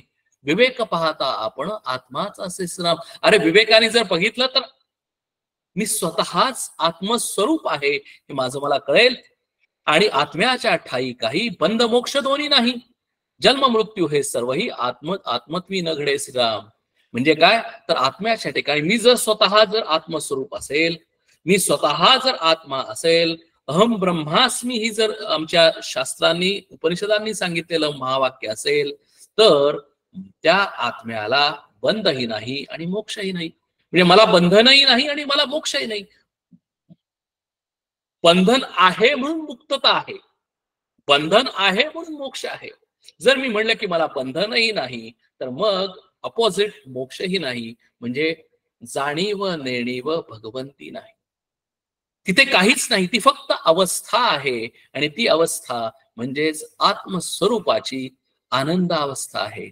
आनंदाचे डोही आनंद तरंग अशी ती अवस्था आहे की जो मी अनलिमिटेड आहे, मला कुठलंही लिमिटेशन नाही. तुका आकाशा एवढा असं माझं जे स्वरूप आहे ते माझं मलाच कळून येणं म्हणजेच मोक्षावस्था आहे. आणि तेच आत्मदर्शन आहे. तेच आत्मदर्शन आपल्याला समास 8व्या मध्ये समर्थ सांगणार आहेत. समास 8वा आत्मदर्शन. मागा झाले निरूपण परमात्मा तो तूची जाण, त्या परमात्म्याचे लक्षण ते हे ऐसे असे श्रीराम. तो परमात्मा कसा आहे, तो वेगळा नाही. अरे ते मीच आहे. ते लक्षण कसं आहे, जन्म नाही मृत्यू नाही, येणे नाही जाणे नाही, बद्ध मोक्ष दोन्ही नाही, परमात्म्यासी श्रीराम. अरे त्या परमात्म्याला जन्मही नाही, त्याला मृत्यूही नाही, तो येतही नाही आणि तो जातही नाही. तो अखंड निश्चल आहे. परमात्मा निर्गुण निराकार आहे. परमात्मा अनंत अपार आहे. परमात्मा नित्य निरंतर आहे. जसा आहे तसा तो आहे. परमात्मा सर्वास व्यापक, परमात्मा अनेकी एक, परमात्म्याचा विवेक अतर्क्य आहे श्रीराम. त्या परमात्म्याचा म्हणजे माझा स्वतःचाच विचार, मला विचार म्हणजे तर्कानं तो जाणता येत नाही, बुद्धीनं तो जाणता येत नाही. कितीही बुद्धीची लटपट केली तरी तो बुद्धीनं तो परमात्मा म्हणजे मी आहे हा विचार करता येत नाही. कारण विचार हा बुद्धीचा विचार आहे आणि बुद्धी ही अनात्मा असल्यामुळे आणि आत्मा घटपटाती वस्तू नसल्यामुळे आत्म्याचा विचार बुद्धीनं करता येत नाही. ऐसी परमात्म्याची स्थिती बोलला ती वेदश्रुती, परमात्मा पाविजे भक्ती येत संशय नाही श्रीराम. आता बघा की परमात्मा आहे हे मला आधी पहिल्यांदा मी स्वतः अहम ब्रह्मास्मी याच्यावर माझी श्रद्धा पाहिजे. जर मला हे पटलं नाही, I don't believe in this, तर आम्हाला कधीही ते आनंद मिळणार नाही. का तर आमची जर श्रद्धाच नसेल, आमचा जर विश्वास नसेल, आम्हाला जर हे बिलीफच नसेल आणि आमचा जर या शास्त्रावर विश्वास नसेल, आमचा जर दासबोधावर विश्वास नसेल तर आम्हाला कधीही ते मिळणार नाही. यात कुठलंही शंका नाही. म्हणून पहिल्यांदा काय पाहिजे, व्हॉट इज अ प्रिरिक्विजिट. मला बाकी कुठलंही प्रिरिक्विजिट नाही, फक्त याच्यावर मला पहिल्यांदा श्रद्धा पाहिजे, बिलीफ पाहिजे, बाकी काही नको. काय पाहिजे तर अरे त्यासाठी मला भक्ती पाहिजे. म्हणून भक्ती इज प्रिरिक्विजिट. या सगळ्या याच्यामध्ये भाव आणि भक्ती हे अतिशय महत्वाचं आहे. म्हणजेच थोडक्यात काय की माझा दासबोधावर विश्वास पाहिजे, माझा समर्थांवर भक्ती पाहिजे, माझा प्रभू श्रीरामावर भाव पाहिजे. आणि म्हणूनच आम्हाला तो भाव क्रिएट करण्यासाठी इट इज अ प्रोग्रेशन. म्हणजे जसं जसं आम्ही पहिलीतनं पीएचडी पर्यंत जातो तसं तसं माझी काय होते, I grow as a thinking power. माझी थिंकिंग पॉवर वाढते. बरोबर आहे ना? म्हणजे मला वेगवेगळ्या गोष्टी कळतात. मी प्रायमरी पासून पीएचडी पर्यंत जातो. म्हणजे काय की I grow my self intellectually. बरोबर आहे ना? I grow my self with thoughts. तसं नवविधा भक्तीमध्ये पण आहे. म्हणून नवविधा भक्ती आपण बघितलेली आहे. त्या नवविधा भक्तीमध्ये 9 प्रकारच्या भक्ती का सांगितलेल्या आहेत, त्या तो समास आपण युट्यूब परत एकदा रिव्हिजन करा त्या समासाची. आपण त्या समासावर 1-2 दिवस आपण त्याच्यावर चर्चा केलेली होती, निरूपण केलेलं होतं. 9 प्रकारची भक्ती आम्हाला तिथं समर्थांनी सांगितलेली आहे. भागवतामध्येच ती सांगितलेली आहे. ती भक्ती का आवश्यक आहे? तर पहिली भक्ती म्हणजे पहिला भाव, मला त्याच्यावर विश्वास पाहिजे. आणि नंतर त्या भक्तीमध्ये हळूहळू स्टेप बाय स्टेप प्रगल्भता होत जाते. खालच्या पायरीपासून वरच्या पायरीपर्यंत मी ग्रो होतो. भक्तीमध्ये सुद्धा मी ग्रो होतो. आणि ग्रो होतो म्हणजे काय, तर नवविधा भक्तीमध्ये खालच्या भक्तीपासून मी वरच्या भक्तीपर्यंत जातो, वरच्या भक्तीपासून अजून वरती जातो. आणि अशा पद्धतीने काय करतो, त्या भक्ताचं सुद्धा ग्रोथ होते. आणि म्हणून इथे म्हणतात की तये भक्तीचे लक्षण भक्ती नवविधा भजन, नवविधा भजने पावन बहुभक्त झालो श्रीराम. तया नवविधा मध्ये सार आत्मनिवेदन थोर. आता आज आपण परत सगळ्या भक्ती बघणार नाही आहोत, आपण तो समास पाहावा. आज सांगण्याचा मुद्दा एवढा एकच आहे की जो आत्मनिवेदन भक्ती आहे ती सगळ्यात अत्युच्च भक्ती आहे. आत्मनिवेदन भक्ती आहे ती भक्तीची सगळ्यात वरची पायरी आहे, पीएचडी लेवलची पायरी आहे. त्याच्यामध्ये भक्तीमध्ये सुद्धा द भक्त grows in all this 9 steps. आणि त्यानंतर तो शेवटच्या पायरीवर पोहोचतो. आणि त्या भक्तीमध्ये तो आत्मनिवेदन भक्ती ह्याला फक्त नाव दिलेलं आहे. आणि आम्ही असं म्हटलेलं आहे, असं समर्थ इथे म्हणतात की तया नवविधामध्ये सार आत्मनिवेदन थोर, तयेचा करावा विचार स्वानुभवे स्वय श्रीराम. बरं, आता आत्मनिवेदन म्हणजे काय? बाकीच्या भक्तीमध्ये, बाकीच्या 8 भक्तीमध्ये भक्त आणि भगवान 2 आहेत. कारण का की भक्त अजून लहान आहे, भक्त अजून ग्रो झालेला नाही. भक्त खालच्या पायरीवर आहे, खालच्या पायरीपासून वरच्या पायरीवर, वरच्या पासून त्याच्यावरच्या पायरीवर तो जातोय. या पहिल्या 8ही भक्तीमध्ये भक्त आणि भगवान 2 वेगवेगळे आहेत. त्याच्यामध्ये द्वैत आहे, 2 आहेत. पण आत्मनिवेदन भक्तीमध्ये भक्त आणि भगवान एकच झालेले आहे. भक्त आणि भगवंत हे 2 यांच्यामध्ये द्वैत नाही, तर आत्मनिवेदन भक्तीमध्ये अद्वैत झालेलं आहे. आणि म्हणूनच ती सगळ्यात अतिशय थोर, सगळ्यात वरच्या लेवलची अतिशय अत्युच्च भक्ती आहे की तेच आमच्या भक्तीचं फायनल डेस्टिनेशन आहे. आणि ज्या वेळेला आत्मनिवेदन भक्ती होईल त्याच वेळेला मला मोक्ष मिळेल. आत्मनिवेदन भक्ती आमच्यामध्ये स्थिर होईल त्याच वेळेला भक्त आणि भगवंत एकच होईल आणि ती भक्ती स्थिर होईल. आणि त्यासाठी आम्हाला पहिल्या 8 भक्ती सांगितलेल्या आहेत. त्यासाठी आम्हाला द्वैतातून भक्ती, सगुण भक्ती सांगितलेली आहे. कारण माझं मन आज, आता बघा आपल्या मनाचाच विषय चाललेला आहे, हा सगळा अभ्यास कुणाचा आहे? मनाचाच आहे. माझं मन आज कंडिशनिंग झालेलं आहे, जे लर्न केलेलं आहे मीच.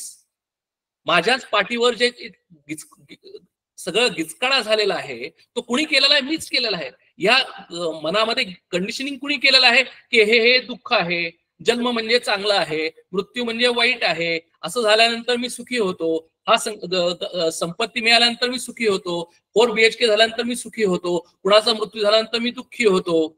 हे जे सगळं कंडिशनिंग झालेलं आहे आणि त्याच्यामुळे मग ह्या सगळ्या माझ्या मनामध्ये अतृप्तता आहे. त्याच्यामुळे मला सारखं काहीतरी मिळवायचं आहे, मला काहीतरी भोगायचं आहे, मला संपत्ती भोगायची असेल, मला सत्ता भोगायची असेल, मला लोकांनी चांगलं म्हणावं असं वाटत असेल, मला मान सन्मान पाहिजे असतील, हे सगळं कशामुळे आहे? माझ्याच मनामध्ये असलेल्या या राग द्वेषांच्या विकारांमुळे आहे, या संकल्पामुळे आहे. आणि असं अशुद्ध मन, असं अचंचल मन हे भगवंतापर्यंत कसं जाऊ शकेल? जाऊच शकणार नाही, कारण भगवंत या अतिशय शुद्ध मनाचा आहे. भक्त आणि भगवंत याच्यामध्ये काय प्रॉब्लेम आहे? तर एकच प्रॉब्लेम आहे की भक्ताचं मन हे अशुद्ध आहे आणि भगवंताचं मन हे अतिशय शुद्ध आहे. आणि म्हणूनच आम्ही भक्ती का करतो? तर आम्ही आमचं मन शुद्ध करण्यासाठी भक्ती करतो, बाकी काहीच नाही. आणि अशी किती वर्ष भक्ती करायची, किती जन्म भक्ती करायची? सोल्युशन सिंपल आहे की आमचं जर मनाचं कंडिशनिंग एका दिवसात संपलं, एका क्षणात संपलं, की आम्ही आत्मनिवेदन भक्तीपर्यंत जातो. आणि आमचं जर कंडिशनिंग, मनाचं कंडिशनिंग, इतकं कंडिशनिंग घासून घासून घासून घासून जर आम्ही इतकं जर स्वतःला कंडिशनिंग केलेलं असेल की आमच्या मनामध्ये इतके सगळे असे विचार अशा पद्धतीचे जर स्थिर झालेले असतील, तर आम्हाला त्याच्यामध्ये जास्त वेळ लागेल. आम्हाला आमची ग्रोथ, आम्ही प्रत्येक इयत्तेमध्ये 10-10 वर्ष, 10-10 जन्म सुद्धा राहू शकतो. भजनामध्ये आम्ही 10-10 वर्ष, 10-10 जन्म सुद्धा राहू शकतो. म्हणून इथे सांगितलेलं आहे की जे जे काही आहे हे माझं स्वतःच आहे. आणि म्हणून शेवटची भक्ती की ज्या वेळेला माझं मन हे शुद्ध शुद्ध शुद्ध शुद्ध शुद्ध शुद्ध होत जातं, त्यावेळेला मी आत्मनिवेदन भक्तीपर्यंत जातो. ज्या वेळेला माझं मन शुद्ध शुद्ध शुद्ध शुद्ध होत जातो, त्यावेळेलाच भक्त भगवंताप्रत जातो. प्रॉब्लेम कुठलाच नाहीये. भगवंत हात जोडून, दोन्ही हात फैलावून भगवंत भक्ताला म्हणतो की अरे ये ये, तू माझ्याकडे ये, मी तुला सर्व काही देईन. मी म्हणतो नाही नाही, तू भगवंत आहेस, मी भक्त आहे, मी वेगळा आहे, तू वेगळा आहेस. आणि मी ज्या पद्धतीने जीवन जगतो त्याच पद्धतीने मी जीवन जगत राहतो. आणि म्हणूनच आम्ही कधीही आत्मनिवेदन भक्तीपर्यंत पोहोचू शकत नाही. म्हणून इथे म्हणतात की तया नवविधामध्ये सार, आत्मनिवेदन थोर, तयेचा करावा विचार, स्वानुभवे स्वय श्रीराम. हा कुणी विचार करायचा आहे? दुसरा कुणीही विचार करू शकत नाही.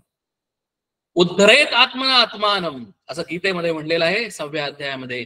भगवंत सुद्धा म्हणतात की अरे बाबा, अरे राजा, तुला जर वरती न्यायचं असेल तर मी तुला वरती घेऊन जाऊ शकत नाही.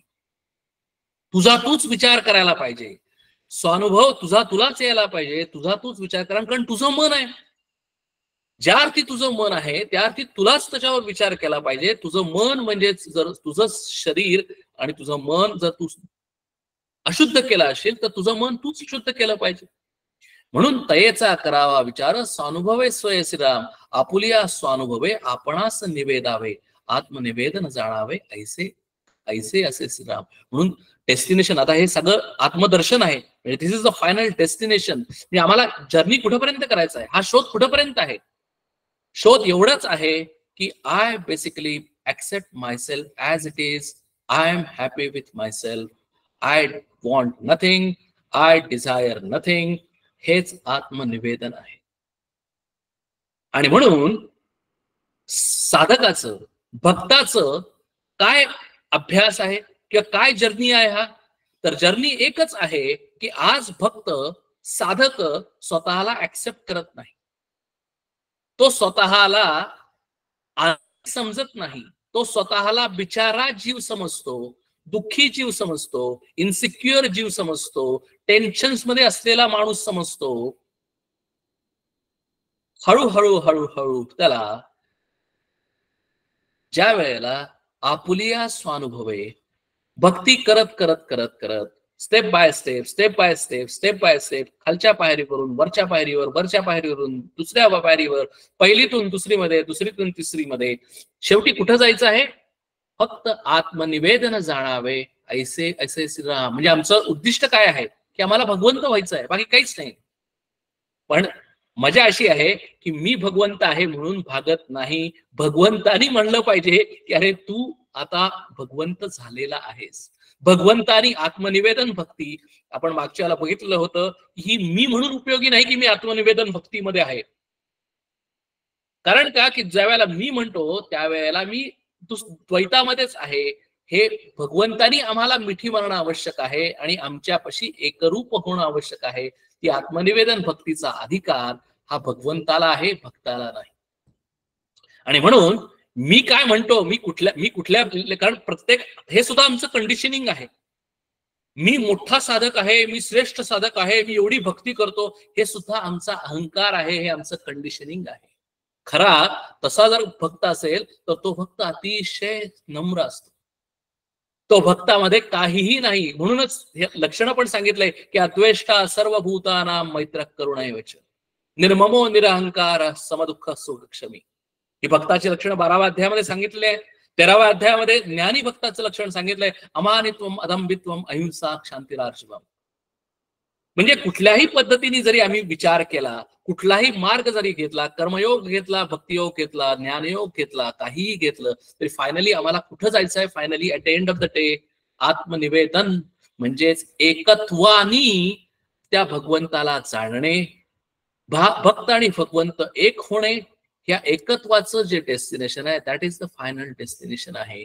आणि ज्या वेळेला एकरूपता होते त्याच वेळेला मी म्हणू शकतो की मी आनंदी आहे, त्याच वेळेला मी म्हणू शकतो की I am happy with myself. त्याच वेळेला मला कळतं की अरे मी शरीर नाही, मन नाही, तर मी तो आत्मा आहे आणि त्या आत्म्याचे गुणधर्म मला कळतात, ते मला मिळतात, ते मला लागू होतात की तो स्वतः आनंद स्वरूप आहे. आणि म्हणून एकरूपतेमध्येच आत्मनिवेदन भक्तीमध्येच फायनल डेस्टिनेशन आहे. महत्पूजेच्या अंती देवास मस्तक वाहती तैसे आहे निकट भक्ती आत्मनिवेदनाचे नाम. आणि समर्थ म्हणतात, अहो सगळ्यांना आम्हाला वाटतं की भक्ती म्हणजे किती सोपी आहे हो, पण भक्ती म्हणजे सुळाची पोळी. याचं कारण असं आहे की शेवटच्या भक्तीमध्ये महत्पूजेच्या अंती सगळी आम्ही भक्ती केली, सगळ्या 8च्या 8 भक्ती केल्या. ज्यावेळेला आत्मनिवेदन भक्ती केव्हा होते? अद्वैतामध्ये होते. आणि त्यावेळेला महत्पूजेच्या अंती देवास मस्तक वाहती. अहो शेवटचा सोपस्कार काय आहे? आत्मनिवेदन भक्तीमध्ये शेवटचा सोपस्कार हा आहे की माझं स्वतःच मस्तक मी वाहून देतो. कुणाला? देवाला. म्हणजे काय? तर माझा स्वतःचा अहंकार मी त्या देवाला वाहतो. म्हणजे तिथं मी वेगळा राहतच नाही, मी भगवंतापासून वेगळं राहतच नाही. माझं सर्वस्व मी भगवंताला अर्पण करतो, माझा सर्व अहंकार मी भगवंताला अर्पण करतो. आणि तो भक्त कसा म्हणेल? तो भक्त कधीही म्हणणार नाही की आता मला देवानी असं वाचवावं, मला तसं वाचवावं, मला अशी मदत करावी, माझे असे प्रॉब्लेम सॉल्व्ह करावे. तो भक्त म्हणतो की अरे भगवंता, तुला मला कसं ठेवायचं तसं ठेव, मला काहीही फरक पडत नाही. तो जो विश्वास आहे, तो आत्मविश्वास आहे. त्या भक्ताला काहीही प्रॉब्लेम नाही. तो म्हणतो की अरे तू मला मारणार असेल मार, बरं तुला मला या रोगानं मारणार असेल, कॅन्सरनं मारणार असेल मार, मला काही प्रॉब्लेम नाही. बरं तू हार्ट अटॅक आणून मारणार असेल मार, काही प्रॉब्लेम नाही. देवास मस्तक वाहती, एवढी आमच्या मनाची तयारी होणं आवश्यक आहे. त्याच वेळेला ती आत्मनिवेदन भक्ती होते, त्याच्या व्यतिरिक्त भक्ती होत नाही. ज्या वेळेला माझं सर्वस्व मी अर्पण करतो, पूर्णपणे शरणागती आहे, मला कसंही काहीही जरी झालं, काहीही जरी असेल तरी I am okay, I am okay असं ज्यावेळेला मी म्हणतो, तैसी आहे निकट भक्ती. कारण तिथे आत्मनिवेदनाची भक्ती आहे, त्याच वेळेला ती भगवंताची निकट भक्ती होते. आपणास निवेदिती ऐसे भक्त थोडे असती. असे भक्त थोडे असणारच आहेत, प्रश्नच नाही. कारण त्याच्यासाठी स्वतःचं सर्वस्व, स्वतःचा अहंकार, स्वतःचं सत्व मला असेल तर असे भक्त कमीच असणार. तयास परमात्मा मुक्ती तत्काळ देतो श्रीराम. म्हणून आम्हाला काय व्हायचंय? अध्यात्माचं दासबोधामध्ये आम्हाला सगळं हे वाचून काय करायचंय? तर आम्हाला तसा भक्त बनायचा आहे. आपल्याला समर्थांचं चरित्र बघितल्यानंतर आम्हाला कळेल, कुठल्याही संतांचं चरित्र बघितल्यानंतर कळेल, आम्हाला मीरा आहे, आम्हाला जनाबाई आहे, आम्हाला नामदेव आहेत. या सगळ्या संतांचं जर मी बघितलं तर अहो त्याच्यामध्ये महत्पूजेचे अंती देवास मस्तक वाहती तैसे आहे निकट भक्ती. आणि ही केव्हा होईल?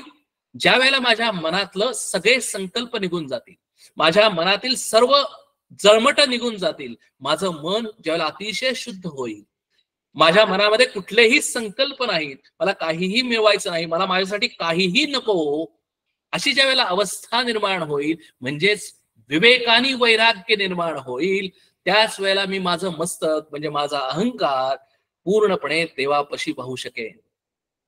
त्याच वेळेला मी पूर्णपणे देवाच्या अधीन होऊ शकेन. आणि म्हणूनच म्हणतो की तयास परमात्मा, मुक्ती मिळवायला, मोक्ष मिळवायला किती वेळ लागेल? तत्काळ.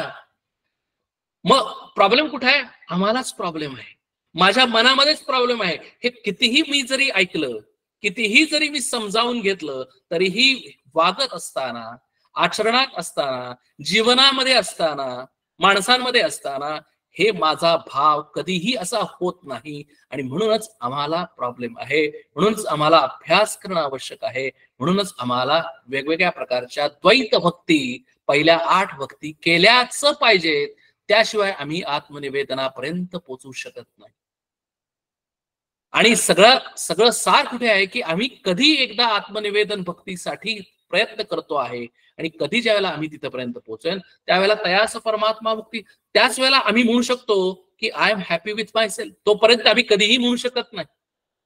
आपणास कैसे निवेदावे, कोठे जाऊन पडावे, किंवा मस्तक तोडावे देवा पुढे श्रीराम. ऐसे ऐकून बोलणे, वक्ता मध्ये सर्वज्ञपणे, वक्ता सावधान होणे, एकाग्र चित्ते श्रीराम.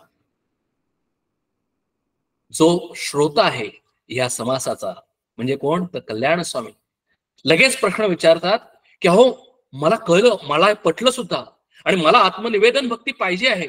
मला आता तुम्ही एवढं सांगा की what I should do, what exactly I should do. मी लगेच प्रश्न विचारतो. श्रोत्यांनी प्रश्न विचारलेला आहे की हे वक्ता सर्वज्ञ आहे, आणि म्हणून मी काय करावं, कसं देवापुढं माझं मस्तक तोडावं, कसं मी ते आत्मनिवेदन भक्तीपर्यंत जावं, कसं मी पूर्ण शरणागती घ्यावी, कसं मी माझं अंतःकरण शुद्ध करावं, हे मी कसं मी मिळवावं. कारण मला मिळवायचंय ते, असं श्रोत्याला मनापासून वाटतंय, तळमळ आहे. वक्ता सांगतो की श्रोता सावधान होणे, एकाग्र चित्ते ऐका, सावधानपणाने ऐका. मी सगळं सांगतो कारण मी ह्याच्यातून गेलेलो आहे, असं समर्थ म्हणतात. जो ह्याच्यातून गेलेला आहे तोच सांगू शकतो, बाकी कुणीही सांगू शकणार नाही. आणि म्हणून श्रोता सावधान होणे, एकाग्र चित्ते श्रीराम. आत्मनिवेदनाचे लक्षण, आधी पहावे मी कोण, मग परमात्मा निर्गुण तो ओळखावा श्रीराम. देव भक्ताचे शोधन करिता होते आत्मनिवेदन, देव आहे पुरातन भक्त पाहे श्रीराम. बघा आता मग वक्ता काय सांगतो की तुला शरणागती पाहिजे, तुला आत्मनिवेदन भक्तीपर्यंत जायचं आहे, मग तू काय कर, आधी पहावे मी कोण. त्यासाठी आधी मी कोण हे पहा तू. कारण जोपर्यंत मी कोण आहे हे मला कळत नाही, जोपर्यंत मी शरीर आहे, जोपर्यंत मी मन आहे, जोपर्यंत मी शरीर आहे, तोपर्यंत मी शरीराच्या दृष्टिकोनातून या जीवनामध्ये वावरतो. आणि दृष्टिकोनातून वावरतो म्हणजे काय, मी काय खावं, कुठला पदार्थ खावा, आज मस्तपैकी वातावरण आहे, भजी कशी खावी, बरं मस्तपैकी स्वेटर कसा घालावा, चांगले कपडे कसे घालावेत, शरीराच्या अनुषंगाने मी कसा चांगला दिसावा, कसा मी मेकअप करावा, कसा कुठला हेअर डाय करावा, या शरीराच्या दृष्टिकोनातून शरीराला प्रायोरिटी देऊन मी ज्याला पाहतो त्यावेळेला मी काय म्हणतो, मी शरीर आहे. मग मी मनाला प्रायोरिटी देऊन ज्याला मी पाहतो त्यावेळेला मी सुखी कसा होईन, माझ्या अजून जरा जास्त इच्छा आहेत, मला इच्छा वेगवेगळ्या, आपल्या संबंध बघितलेला आहे आपण, पुत्रेच्छा, लोकेच्छा, वित्तेच्छा. या सगळ्या इच्छा हे करण्यासाठी, भोगण्यासाठी मी संकल्प करतो, विचार करतो, या अनुषंगानं मी आनंदी होण्याचा प्रयत्न करतो. म्हणजे मी कोण आहे हे मला कळलेलं नाही. म्हणजे मी कुठल्या लेवलला आहे, मी शारीरिक लेवलला असेल त्यावेळेला मी कोण मला कळत नाही, मी मानसिक लेवलला असेल त्यावेळेलाही सुद्धा मी कोण आहे कळत नाही. मी अजून वरच्या लेवलला गेलं पाहिजे, बुद्धीच्या लेवलला गेलं पाहिजे. आणि बुद्धीच्या लेवलला गेल्यानंतर मी अन्नमय कोश नाही, प्राणमय कोश नाही, मनोमय कोश नाही, विज्ञानमय कोश नाही, आनंदमय कोश नाही, बरं मी या सगळ्या कोशांच्या, या सगळ्या लेवलच्या पलीकडे आहे. मी वरती वरती वरती वरती वरती जातो, मी ग्रो होतो वैचारिक दृष्ट्या, आणि मी स्वतःला ओळखतो की अरे मी या सगळ्या कोशांच्या पलीकडे, म्हणजे कोशांच्या आत, जणू काही या कोशांनी मला बांधलेलं आहे. कोश म्हणजे साधन केलेलं आहे, कोशयती म्हणजे आवरण घातलेलं आहे, आणि त्या आवरणाच्या आत मी आहे. मी म्हणजे कोण, तर तो मी आत्मा आहे. आत्मनिवेदनाचे लक्षण, आधी पहावे मी कोण. कारण मी कोण हे पाहिल्याशिवाय मला परमेश्वर कोण हे कळत नाही. परमात्मा निर्गुण निराकार आहे हे करण्यासाठी आधी मी कोण मला पाहायला पाहिजे, आणि मगच मला ब्रह्मांडामध्ये परमात्मा तो निर्गुण निराकार आहे हे कळेल. म्हणून इथे पहिल्यांदा स्टेप काय सांगितले, आत्मनिवेदनाचे लक्षण आधी पाहावे मी कोण. सो पहिला अभ्यास काय सांगितला, फर्स्ट स्टेप, की मी कोण आहे हे तू समजावून घे. कसं समजावून घे, आपण सगळं बघितलेलं आहे. आत्मा अनात्म विवेक असेल, सब्जेक्ट ऑब्जेक्ट विवेक असेल, नंतर दृश्य दृश्य विवेक असेल. या सर्व साधनेच्या आधाराने, सर्व विचारांच्या आधाराने तू काय कर, पहिल्यांदा मी आधी पाहावे मी कोण, आणि मग त्यानंतर मग मला कळेल, मग परमात्मा निर्गुण ओळखावा, मग परमात्मा निर्गुण तो ओळखावा, आणि मग काय होतं, ते दोन्हीही एकच होतात. देवभक्ताचे शोधन, तिसरी स्टेप, देवभक्ताचे शोधन करिता होते आत्मनिवेदन. म्हणजे आत्मनिवेदन भक्ती किंवा आत्मनिवेदन ही स्टेट, ही अवस्था जर मला पाहिजे असेल तर तीच स्टेप सांगितल्या. पहिल्यांदा मी कोण मला कळलं पाहिजे, नंतर तो कोण हे मला कळलं पाहिजे, आणि ज्या वेळेला मी कोण आणि तो कोण हे मला कळेल त्यावेळेलाच काय होतं, भक्त कोण कळलं, भगवंत कोण कळलं, आणि मग देव आणि भक्ताचे एकदा कळल्यानंतर त्याचं एकत्रीकरण होतं. तेच आत्मनिवेदन आहे, तेच आत्मदर्शन आहे, तेच भक्ताची आणि भगवंताची मिठी आहे, तीच भक्ताची आणि भगवंताची भेट आहे.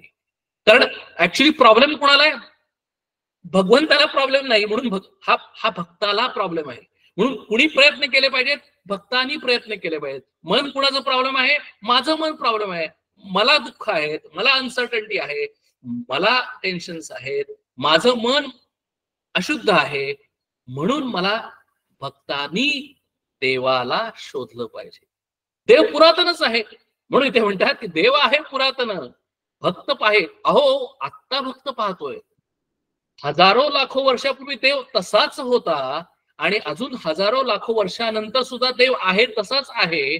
फक्त काय चेंज झालंय, तुम्ही आम्ही चेंज झालोय हो,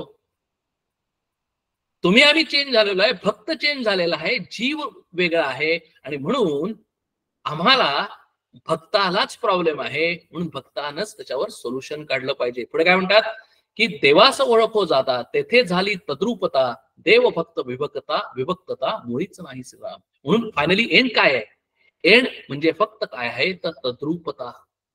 भक्त नराचा नारायण होणं हेच अध्यात्म आहे.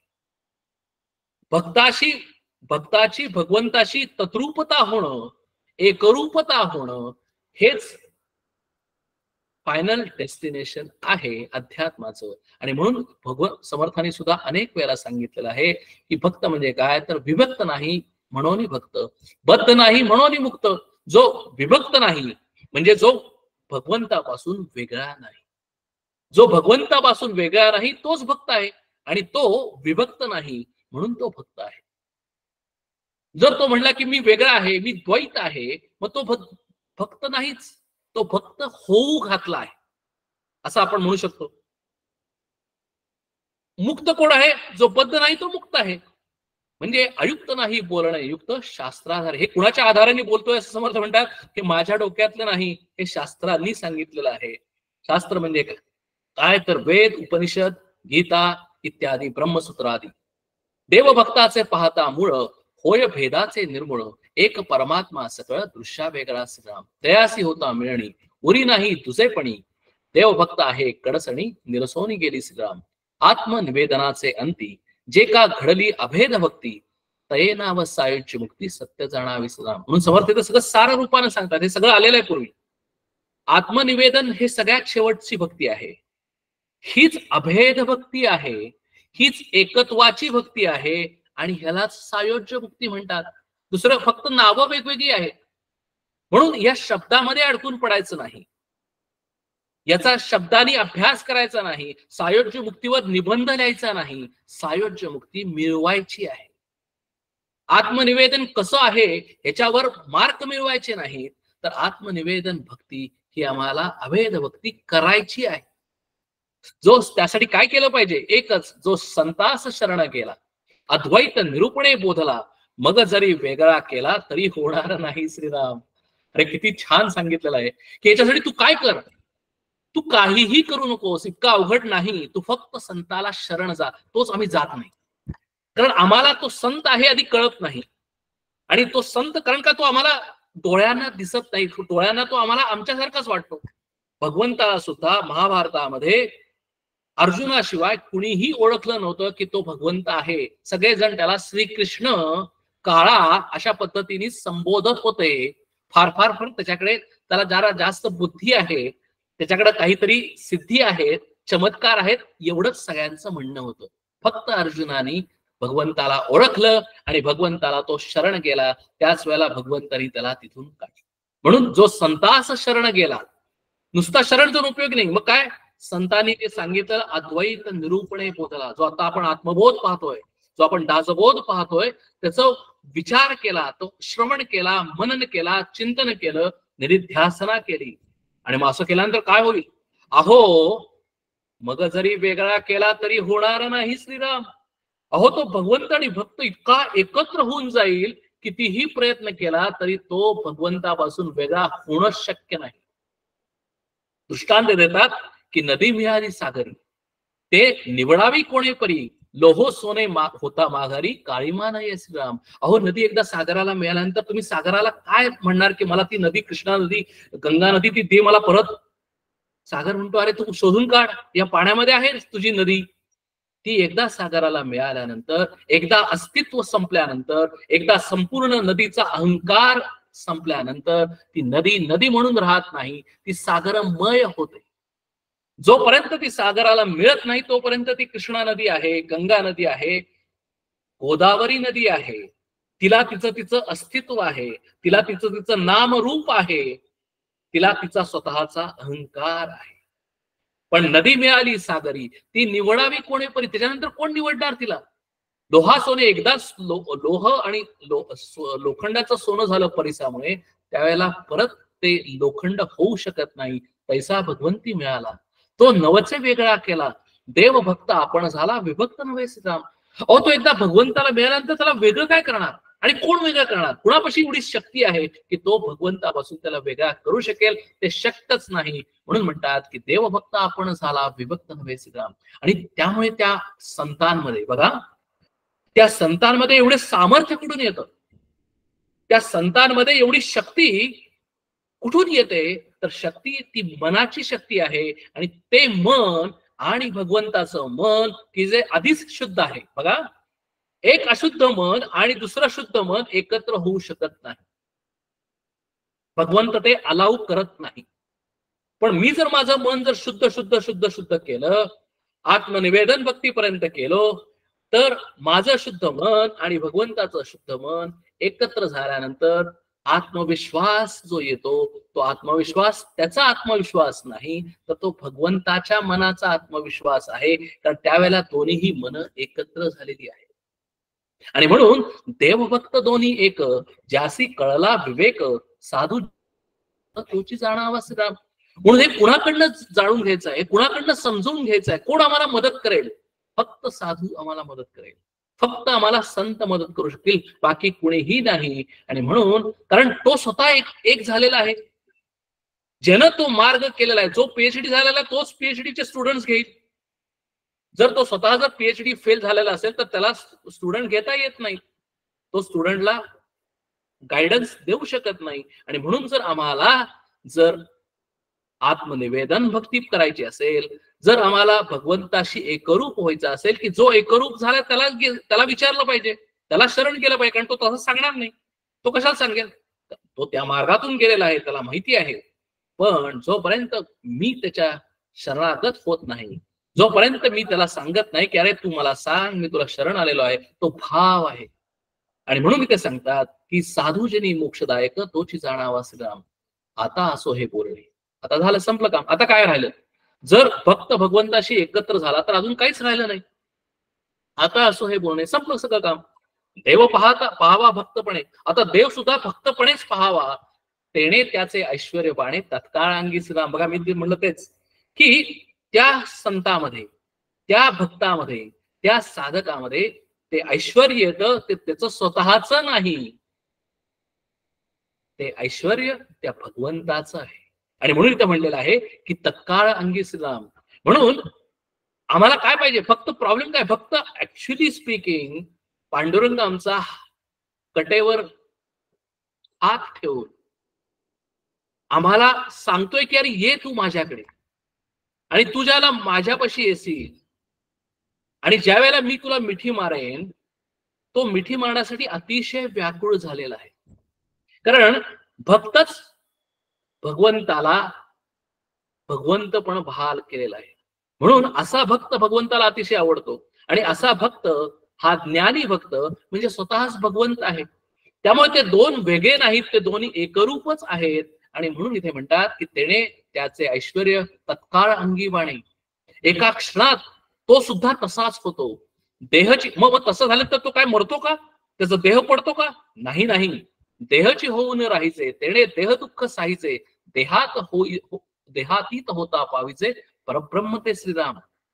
म्हणजे काय होतं की तो देहामध्ये असतानाच तो देहातीत होतो. म्हणजे संत कसे आहेत बघा, संत देहामध्येच असताना त्यालाच जीवनमुक्त म्हणतात. की एकदा मी भगवंत झाला, आणि भगवंत म्हणजे काय, शरीराने नाही, शरीर तेच राहील, फक्त अन्नमय कोश हा फक्त आणि प्राणमय कोश हा फक्त, हे जे इन्स्ट्रुमेंट आहे ते माझं आहे, बाकीचं सगळं भगवंताचं आहे. देहातीत होता पावीचे, परब्रह्म ते श्रीराम. देहातीत कैसे होणे, कैसे परब्रह्म पावणे, ऐश्वर्याची लक्षणे कवण सांगितले श्रीराम. बघा लगेच श्रोता अतिशय शार्प आहे, श्रोता अतिशय सजग आहे. तो लगेच विचारतो की अरे मग देहातीत कसं व्हायचं, परब्रह्माला कसं मिळवायचं, ती ऐश्वर्याची लक्षणं जरा आम्हाला सांगाल का? ऐसे श्रोता आक्षेपिले, याचे उत्तर काय बोलिले, तेच आता निरूपले सावध ऐका श्राम. सांगतो समर्थ म्हणतात, हसले असतील समर्थ म्हणतात की अरे तू एवढा जर तुला त्याच्यामध्ये जर इतकं जाणून घ्यायचं आहे, इतकी तुझ्यामध्ये जिज्ञासा आहे, तर तुला मी सगळं सांगेन. काय सांगेल? देहातीत वस्तू आहे, ते तू परब्रह्म पाहे, देहसंग हा नसा आहे, तुझं विदेहासी श्रीराम. म्हणून तू काय कर, अरे ती वस्तू जी आहे ना, ती वस्तू ती तुझ्या आत आहे, ती देहामध्ये आहे असं तुला वाटतंय, पण ती खरं देहातीत आहे, देहाच्या अतीत आहे. म्हणजेच देहामध्येही आहे आणि देहाच्या बाहेरही आहे. कारण का, की ती वस्तू ही घटपटादी वस्तू नाही, ती वस्तू हेच परब्रह्म आहे. आणि म्हणून ती एकच परब्रह्म आहे. आणि ते कसं होईल, ते कसं मला कळेल? देहसंग हा नस आहे. अरे तू या देहाचा संग सोडून दे. म्हणजे काय सोडून दे? देह सोडून दे असं कधीही म्हणलेलं नाही. देह सोडून देणं म्हणजे मरण पावणं आहे, देहाचा मृत्यू होणं आहे. म्हणून अध्यात्मामध्ये कधीही देहाचा मृत्यूला महत्व दिलेलं नाही. तर काय, देहाचा संग सोडून देणं म्हणजेच देहाचा मृत्यू आहे. बघा, म्हणजे देहामध्ये असतानाच विदेहपणा मिळणं हेच आमचं इति कर्तव्यता आहे. म्हणून देह संग हा नस आहे, तुझं विदेहासी श्रीराम. म्हणजे तू या देहामध्ये असतानाच तू विदेहपण, म्हणजे राजा जनकाला म्हणत त्याला जीवनमुक्त पुरुष असं म्हणतात, गुणातीत पुरुष म्हणतात, सिद्धप्रज्ञ पुरुष म्हणतात. ज्याची बुद्धी ऐसी होय ऐसी, वेद वर्णिती तयासी, शोधिता नाना शास्त्राची न पडेटाई श्रीराम. म्हणजे अहो असा महात्मा मिळणं खूप अवघड आहे, असा भक्त मिळणं खूप अवघड आहे, असा बुद्धिमान हा पंडित माणूस असा मिळणं फार अवघड आहे. ऐश्वर्य ऐसे तत्वता, पाणे देहबुद्धी सोडिता. कारण देहबुद्धी, आम्हाला सगळ्यांना देहबुद्धी अडकलेली आहे, देहबुद्धीमुळे आम्ही बंधनात मध्ये आहोत. ऐश्वर्य, त्यामुळे ऐश्वर्य आम्हाला ते मिळू शकत नाही जोपर्यंत आम्ही या देहाला धरलेला आहे तोपर्यंत. आणि जर देहाला धरलेलं असेल तर काय होतं? आमची अधोगती होते. म्हणूनच ऐश्वर्य ऐसे तत्वता, बाणे देहबुद्धी सोडिता, देह मी ऐसे भाविता अधोगती सदा. म्हणून समर्थ आम्हाला वॉर्निंग देतात की जोपर्यंत मी देह आहे आणि देहाच्या अनुषंगाने मी सगळे व्यवहार करतो, तोपर्यंत माझी अधोगती, माझा अधपतन निश्चित आहे. आणि म्हणून काय सांगितलंय? या कारणे साधू वचन मानून हे अप्रमाण, मिथ्या मानिता दूषण लागो पाहे. म्हणून कधीही साधूंचं वचन म्हणजे शास्त्राला कधीही आम्ही डिनायल करू नये, शास्त्राला कधीही ते चुकीचं आहे म्हणू नये. म्हणून काय, त्याच्यावर विश्वास धरावा. ते सिद्धांत आहे, हे ह्याच्यावर आम्ही विश्वास धरावा, त्याच्यावर आम्ही श्रद्धा धरावी. साधू वचन ते कैसे, काय धरावे विश्वास आहे. एक वेळ स्वामी ऐसे मज निरोपावे श्राम. श्रोता सोडत नाही, तो म्हणतो की मग साधू वचन कसा विश्वास धरावा? बघा, त्या साधू वचनाला मी कसं जाणावं, त्याच्यावर मी कशा पद्धतीने त्याचा विचार करावा, हे मला तुम्ही स्वामी सांगा, असं श्रोता म्हणतो. वक्ता म्हणतो की सोहम आत्मा स्वानंद घन, अजन्मा तो तूची जाण, हेची साधूचे वचन सदृढ धरावेस का. वक्ता सांगतो की अरे तू स्वतः कोहम कोहम तत्, म्हणजे तू कोण आहेस? तर तू स्वतः सहा अहम, म्हणजे मीच तो आहे. सोहम सोहम, मीच तो आहे. मीच तो कोण आहे? तर मीच तो आत्मा आहे. मीच तो अहम ब्रह्मास्मी, हे महावाक्य आहे. तत्त्वम असी, हे महावाक्य आहे. तू अजन्मा आहेस, हे महावाक्य आहे. आणि हे साधूंचं वचन, हे गीतेमध्ये सांगितलेलं, दासबोधामध्ये सांगितलेलं, सर्व संतांनी सांगितलेलं हे वचन दृढ धरावे सांगितलेलं आहे. म्हणजे अतिशय दृढ पद्धतीने आम्ही ते आमच्या अंगामध्ये बाणवावं. कारण का, की जोपर्यंत आम्ही सुदृढ धरत नाही तोपर्यंत आम्ही, म्हणजे सुदृढ म्हणजे काय, ठाम पद्धतीने आम्ही जाणवत नाही, ठाम पद्धतीने आम्ही दृढतेनं आमच्या मनामध्ये ते धारण करत नाही. आम्ही काय करतो, लूज कॅज्युअल टॉक, कॅज्युअली आम्ही दासबोध ऐकतो, कॅज्युअल आम्ही साधना करतो, कॅज्युअली आम्ही सहज जाता जाता हे करतो ते करतो, झालं तर झालं, नाही झालं तर झालं. दृढता नाही अंगामध्ये. हे मला पाहिजेच आहे अशी अवस्था नाही. बाकीच्या सगळ्यामध्ये आहे. मला संपत्ती पाहिजेच आहे, मला सन्मान पाहिजेच आहे, मला लोकांनी चांगलं म्हणावंच आहे, पण मला मी भगवंत व्हावं असं कधीही पाहिजेच आहे, असं कधीही वाटत नाही. आणि वाटलं तरी ते कन्सिस्टंटली वाटत नाही. कन्सिस्टंटली वाटलं तरी सुद्धा मी कन्सिस्टंटली साधना करत नाही. साधना केली तरी त्याच्यामध्ये दृढता असत नाही. आणि हाच आमचा प्रॉब्लेम आहे. अदरवाईज काहीच प्रॉब्लेम नाही. महावाक्याचे अंतर, तुझी ब्रह्म निरंतर, ऐसी या वचनाचा विसर पडोच नाही श्रीराम. या वचनाचा विसर पडोच नाही असं समर्थ म्हणतात.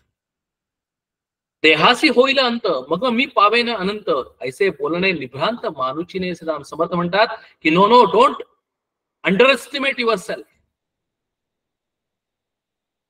You should not have inferiority complex, की मला हे होणार नाही, मला हे जमणार नाही, मी जीव आहे, मी बिचारा आहे, माझं मन हे अतिशय पापी आहे, माझा देह झाल्यानंतर मग मला कधीतरी मला अनंतपण मिळेल असं तू कधीही मानू नकोस. मला ह्या जन्मात शक्य नाही असंही कधी म्हणू नकोस. मला कधीही ते होणार नाही, मला अनेक जन्म लागतील असंही तू म्हणू नकोस. काय कर, एक मूर्ख ऐसे म्हणती, माया नासेल कल्पांती, मग आम्हास ब्रह्मप्राप्ती एरवी नाही सदा. म्हणून समर्थ म्हणतात की रे असं फक्त मूर्ख म्हणतात की ज्यांना करायचं नाहीये, they don't want basically the efforts, तेच फक्त म्हणतात की हे शक्य नाही, इट इज इम्पॉसिबल, मला ते करायचं नाही. मग माया कधीतरी नासेल कल्पांतानंतर, मग मला कधीतरी तो आत्मनिवेदन भक्ती प्राप्त होईल, मग मला ती अवस्था प्राप्त होईल, त्यावेळेशिवाय मला होणार नाही असं फक्त मूर्ख म्हणतात.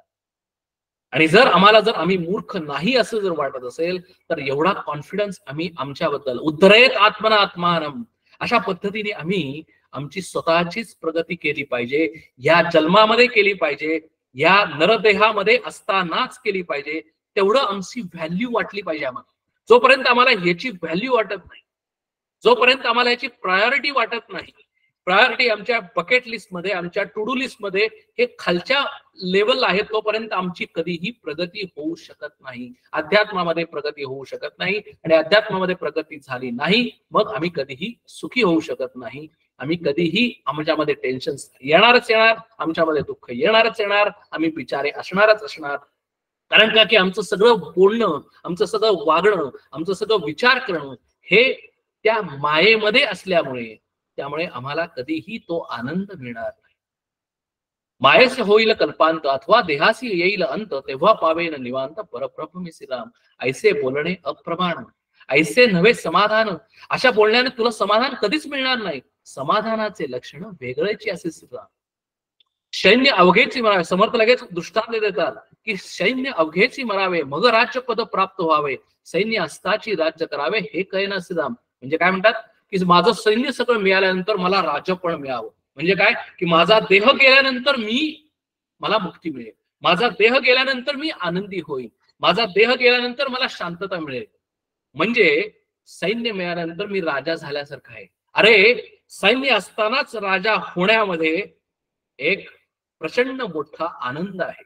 म्हणजे हे शरीर असतानाच मला शांतता मिळावी, हे शरीर असतानाच मी आनंदी व्हावं, हे शरीर असतानाच मी भगवंताप्रमाण व्हावं, मी भगवंताशी एकरूप व्हावं आणि मी मस्तपैकी आनंदी शांतता अशांतता या पद्धतीने इथून पुढचं आयुष्य जगावं, हेच समाधान आहे.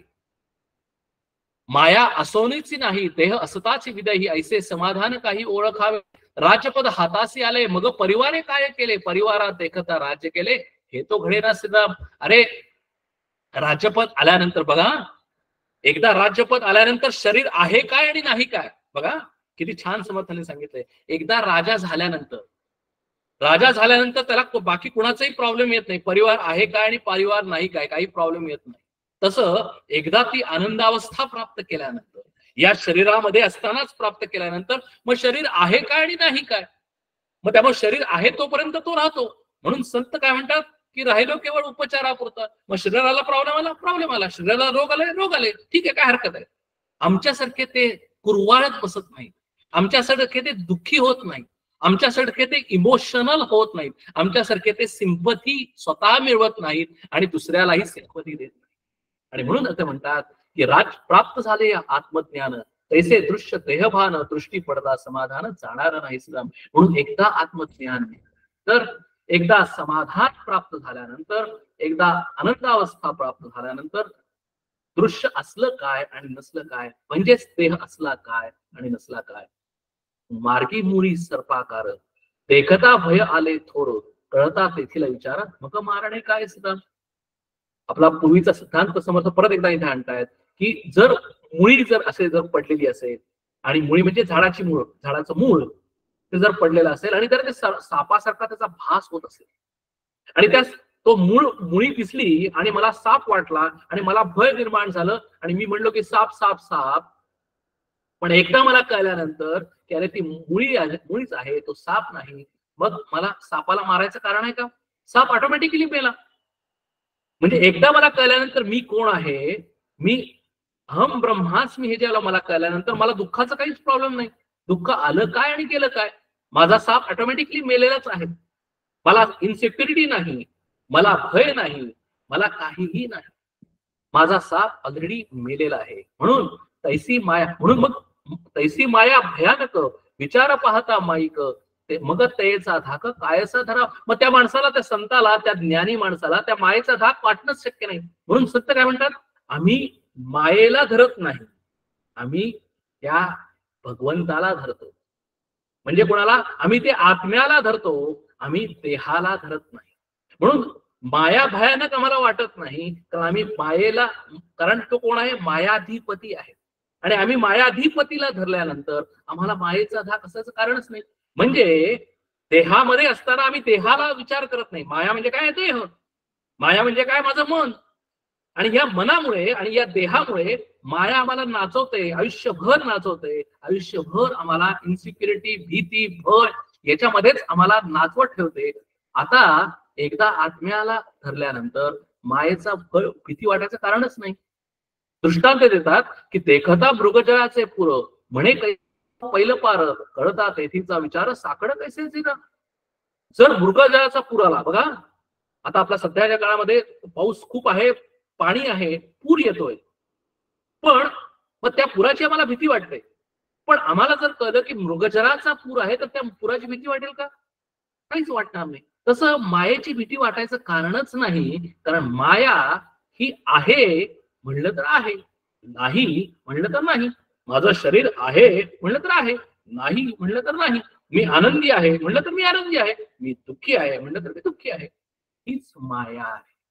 देखता स्वप्न भयानक स्वप्नी वाटे परमधाक जागृती आली साशंक कासया व्हावे श्रीराम. अहो हे सगळं स्वप्न आहे. स्वप्नामध्ये जर काही झालं तर स्वप्नामध्ये आम्ही घाबरतो का? स्वप्नामध्ये घाबरतो, पण जागृत अवस्थेमध्ये घाबरतो.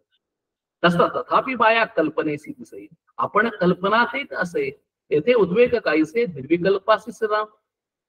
म्हणून माया जर मिथ्या असेल, माया जर कल्पना असेल, शरीर येणारं जाणारं असेल, दुःखाच्या सुखाच्या कल्पना ह्या अतिशय फ्लुइड आहेत, तर मग मी स्वतः निर्विकल्प असल्यानंतर मला उद्वेगाचं काय कारण आहे?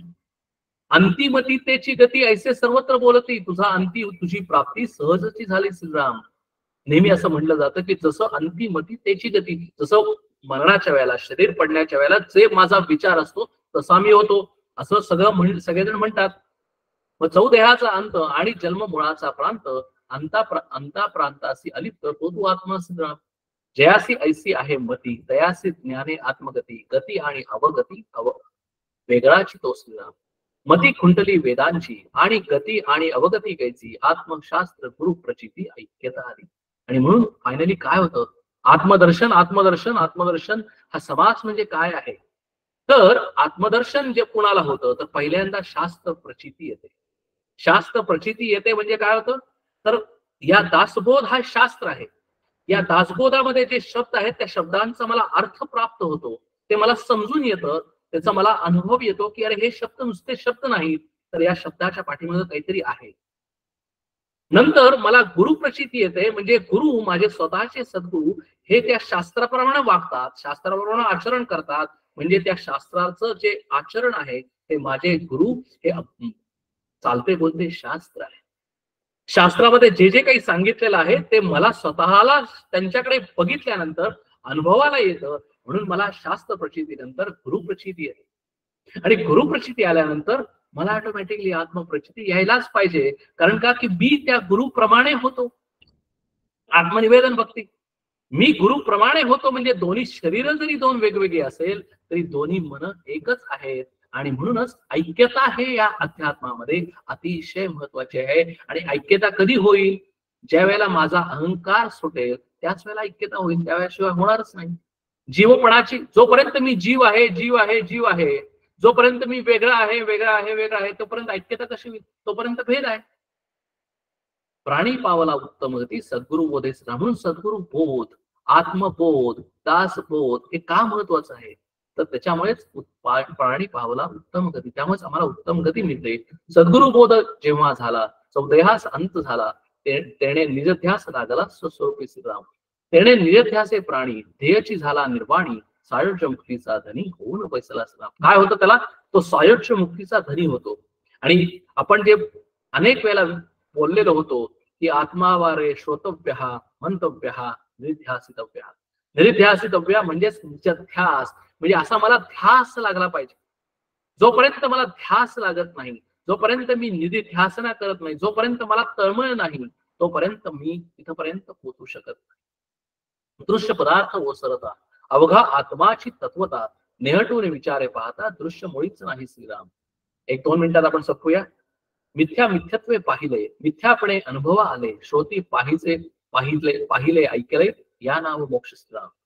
सद्गुरु वचन हृदयी धरी, तोची मोक्षाचा अधिकारी, श्रवण मनन केलेची करी अत्यादरे श्रीराम. तो कसा आहे साधक? तो नुसता ऐकत नाही, तर तो सद्गुरूंचा प्रत्येक शब्द हृदयामध्ये धारण करतो. सद्गुरूंचा शब्द आणि शब्द तो ऐकतो आणि मग काय करतो? श्रवण आणि मनन आणि चिंतन करतो, निधिध्यासना करतो. नुसतं प्रोसेस करत नाही, तर तो श्रद्धेनं करतो, विश्वास ठेवून करतो, अत्यादरे करतो. कारण त्याला माहिती आहे की मी जर ते केलं तर मी तो मोक्षाचा अधिकारी होऊ शकेन, तेवढी माझ्यामध्ये कपॅबिलिटी आहे. म्हणूनच तो करतो. तेथे आटती दोन्ही पक्ष, तेथे लक्ष ना अलक्ष, या नाव जाणीचे मोक्ष नेमस्त आत्मा श्रीराम. तिथं दोन राहत नाही, तिथं फक्त एकच होतं. जेथे ध्यान धारणा सरे, कल्पना निर्विकल्पी पुरे, केवळ नियप्ती मात्र उरे, सूक्ष्म ब्रह्म श्रीराम. भव मृगजळ आटले, लटिके बंधन सुटले, अजन्मासे मुक्त केले, जन्म दुःखापासून श्रीराम. बंधन संपलं, मृगजळ आटलं. जो अजन्माच होता त्यालाच तो अजन्म झाला. म्हणजे काय झालं? जो मुक्तच होता तो बंधनातून मुक्त झाला, बाकी काहीच नाही झालं. म्हणून ह्याला प्राप्तस्य प्राप्ती म्हणतात. म्हणजे आज आम्ही कितीही आम्ही म्हणलं की आम्ही बद्ध आहोत, आम्ही कितीही बेसिकली म्हणलं की आम्ही जीव आहोत, आम्ही खरंच ऍक्च्युली परब्रह्म स्वरूपच आहोत. खरंच आम्ही मुक्तच आहोत. फक्त आम्ही आमच्या मनाने कल्पना करून घेतलेली आहे की मी बंधनामध्ये आहे. आणि म्हणून इथे शब्द वापरलेत अतिशय सुरेख, निसंगाची संग व्याधी, विदेहाची देहबुद्धी, विवेके तोडीला उपाधी, निप्रपंचाची सुनाव, अद्वैताचे तोडीले द्वैत, एकांतास दिला एकांत, अनंतास दिला अंत, अनंताचा सुजाव. हे समर्थांचं जर साहित्यिक भाषा समर्थांनी वापरलेली आहे. जागृतीस चेवविले, चेईयास सावध केले, निजबोधास प्रबोधले, आत्मज्ञान सुजाव, अमृतास केले अमर, मोक्षास मुक्तीचे घर. तो ऍक्च्युली ते अमृतच आहे.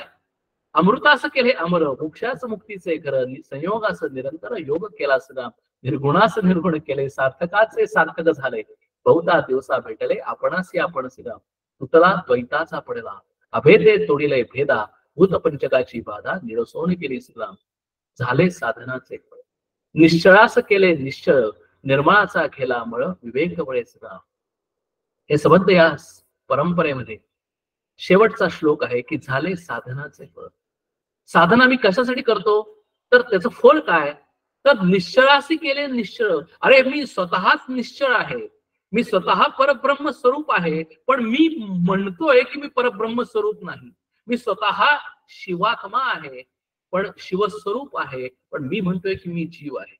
म्हणून हे म्हणजे काय, हे प्राप्तस्य प्राप्ती आहे, की मला ऑलरेडी प्राप्तच आहे, मी काही कुठून मिळवलेलं नाही, ते माझ्या आतच आहे. म्हणून म्हणले की निश्चळाचे केले निश्चळ, निर्मळाचा केला मळ, विवेक बळे. कशाला केला, फक्त विवेक बळे केला. तो आधीच स्वच्छ होता. समुद्र आता आपण आपल्याला बघतोय की जे पावसाचं पाणी ते आधीच स्वच्छ आहे, आणि ते जमिनीवर पडल्यामुळं ते अस्वच्छ झालेलं आहे. आणि आम्ही काय म्हणतो की आम्ही पाणी स्वच्छ करतो, बरोबर आहे ना. पाणी उकळतो आणि आम्ही पाणी स्वच्छ करतो. अहो ते पाणी आधीच स्वच्छ आहे. आम्ही काय करतो, फक्त त्यातली अशुद्धी काढून टाकतो. पाणी आधीच स्वच्छ आहे. तसं आम्ही आधीच स्वच्छ आहोत, आम्ही स्वतः परब्रह्म स्वरूप आहोत. आम्ही जीवनामध्ये आल्यानंतर या मनाच्या साह्यानं हे पाहिजे ते पाहिजे ते पाहिजे ते पाहिजे, त्यामुळे आम्ही सगळे राग द्वेष हे मिळवलेले आहेत. खरं आम्ही आधीच स्वच्छ आहोत. म्हणूनच तरी म्हणलं की निर्मळाचा केला मळ, विवेक बळे सुजाव, होते सनित चुकले, ज्याचे त्यास प्राप्त झाले, आपण देखता पिटले, जन्म दुःख सुगाम, दुष्ट स्वप्ने जाजावला, ब्रह्मण नीच याती पावला, आपणाचे आपण सापडाला, जागेपणे सुगाम, ऐसे जयास झाले ज्ञान, तया पुरुषाचे लक्षण, पुढील समासी निरूपण बोलिले असे सुगाम. आता असं ज्ञान झालेला पुरुष कसा वागेल, कसा आचरण करेल, ते आपल्याला पुढच्या समासामध्ये समर्थ सांगणार आहेत. सिद्ध पुरुषाचं लक्षण आज आपण आता इथं सांगूया. इथे श्री दासबोधे गुरुशिष्य संवादे आत्मदर्शन नाम समास 8वा. हरिओम तत्सत. प्रार्थना म्हणते. कल्याण करी राम राया देवराया, कल्याण करी राम राया, जनहित विवरी जनहित विवरी जनहित विवरी, कल्याण करी राम राया. तळमळ तळमळ होतची आहे होतची आहे, हे जन हाती धरी दयाळा, कल्याण करी राम राया. अपराधी जन चुकतची गेले चुकतची गेले, तुझा तूची सावरी दयाळा, कल्याण करी राम राया. कठीण त्यावरी कठीणची झाले कठीणची झाले, आता न दिसेवरी दयाळा, कल्याण करी राम राया. कोठे जावे काय करावे काय करावे, आरंभिली बोहरी दयाळा, कल्याण करी राम राया. दास म्हणे आम्ही केले पावलो, दयेसी नाही सरी दयाळा, कल्याण करी राम राया देवराया, कल्याण करी राम राया राम राया, कल्याण करी देवराया.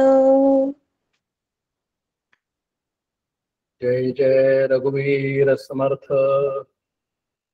नेहमीप्रमाणे मी लाईन्स ओपन केलेले आहेत, ऑडिओ आणि व्हिडिओ ओपन केलेले आहेत. काही शंका असतील, क्वेश्चन्स असतील, काही डाऊट्स, काही कॉमेंट्स असतील तर ते आपण करू शकतो. आपल्या लक्षात आलं असेल की हे सगळे जे आता जे समास आहेत हे थोडेसे रिव्हिजन रूपामध्ये आहेत. म्हणजे सगळं सांगून झाल्यानंतर की आपण जसं अभ्यास पूर्णपणे झालेला आहे, शिकून सगळं झालेलं आहे आणि आता थोडेसे रिव्हिजन आपण घेतो, सेशन्स घेतो आणि मग आपल्याला ते त्यामुळे रिव्हिजन ही नेहमी क्विक असते. रिव्हिजन ह्याच्यामध्ये असं गृहीत धरलेलं असतं की आधीचं आपल्याला सगळं माहिती आहे, कधीतरी थोडंसं एखादं सगळं विसरल्यासारखं झालेलं असतं आणि रिव्हिजन केल्यामुळे काय होतं की आधीचं सगळं आठवतं आणि आपला अभ्यास अजून जरा जास्त पक्का होतो, अजून जरा जास्त पक्का होतो. यासाठी हे सगळे समास आहेत आणि म्हणूनच ज्यावेळेला आपण हा समास आज मागच्या रविवारी घेतला, या रविवारी घेतला, जे नवीन जॉईन झालेले असतील त्यांना असं एखाद्या वेळेस वाटण्याची शक्यता आहे की आपण थोडंसे ऍबस्ट्रॅक्ट वाटतंय का फास्ट वाटतंय का, आपण खूप डिटेलमध्ये आधी घेतलेलं आहे. ते आपल्या सगळ्यांच्या डोळ्यासमोर यावं आणि आपल्या सगळ्यांना ते आठवावं, हा थोडासा उद्देश असेल.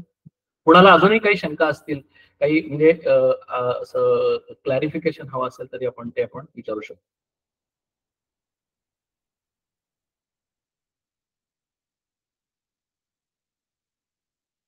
अनम्यूट करायला लागेल आणि आय थिंक मगच आवाज ऐकू येईल, तोपर्यंत येणार नाही. सगळ्यांचे माइक्स म्यूट आहेत.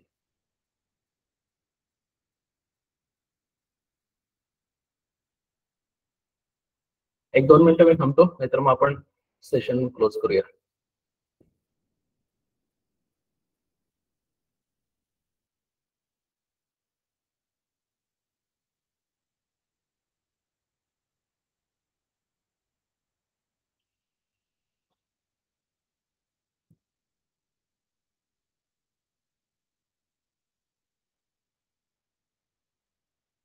ठीक आहे, चालेल. काही आज क्वेश्चन्स दिसत नाहीत, मी रेकॉर्डिंग थांबवतो.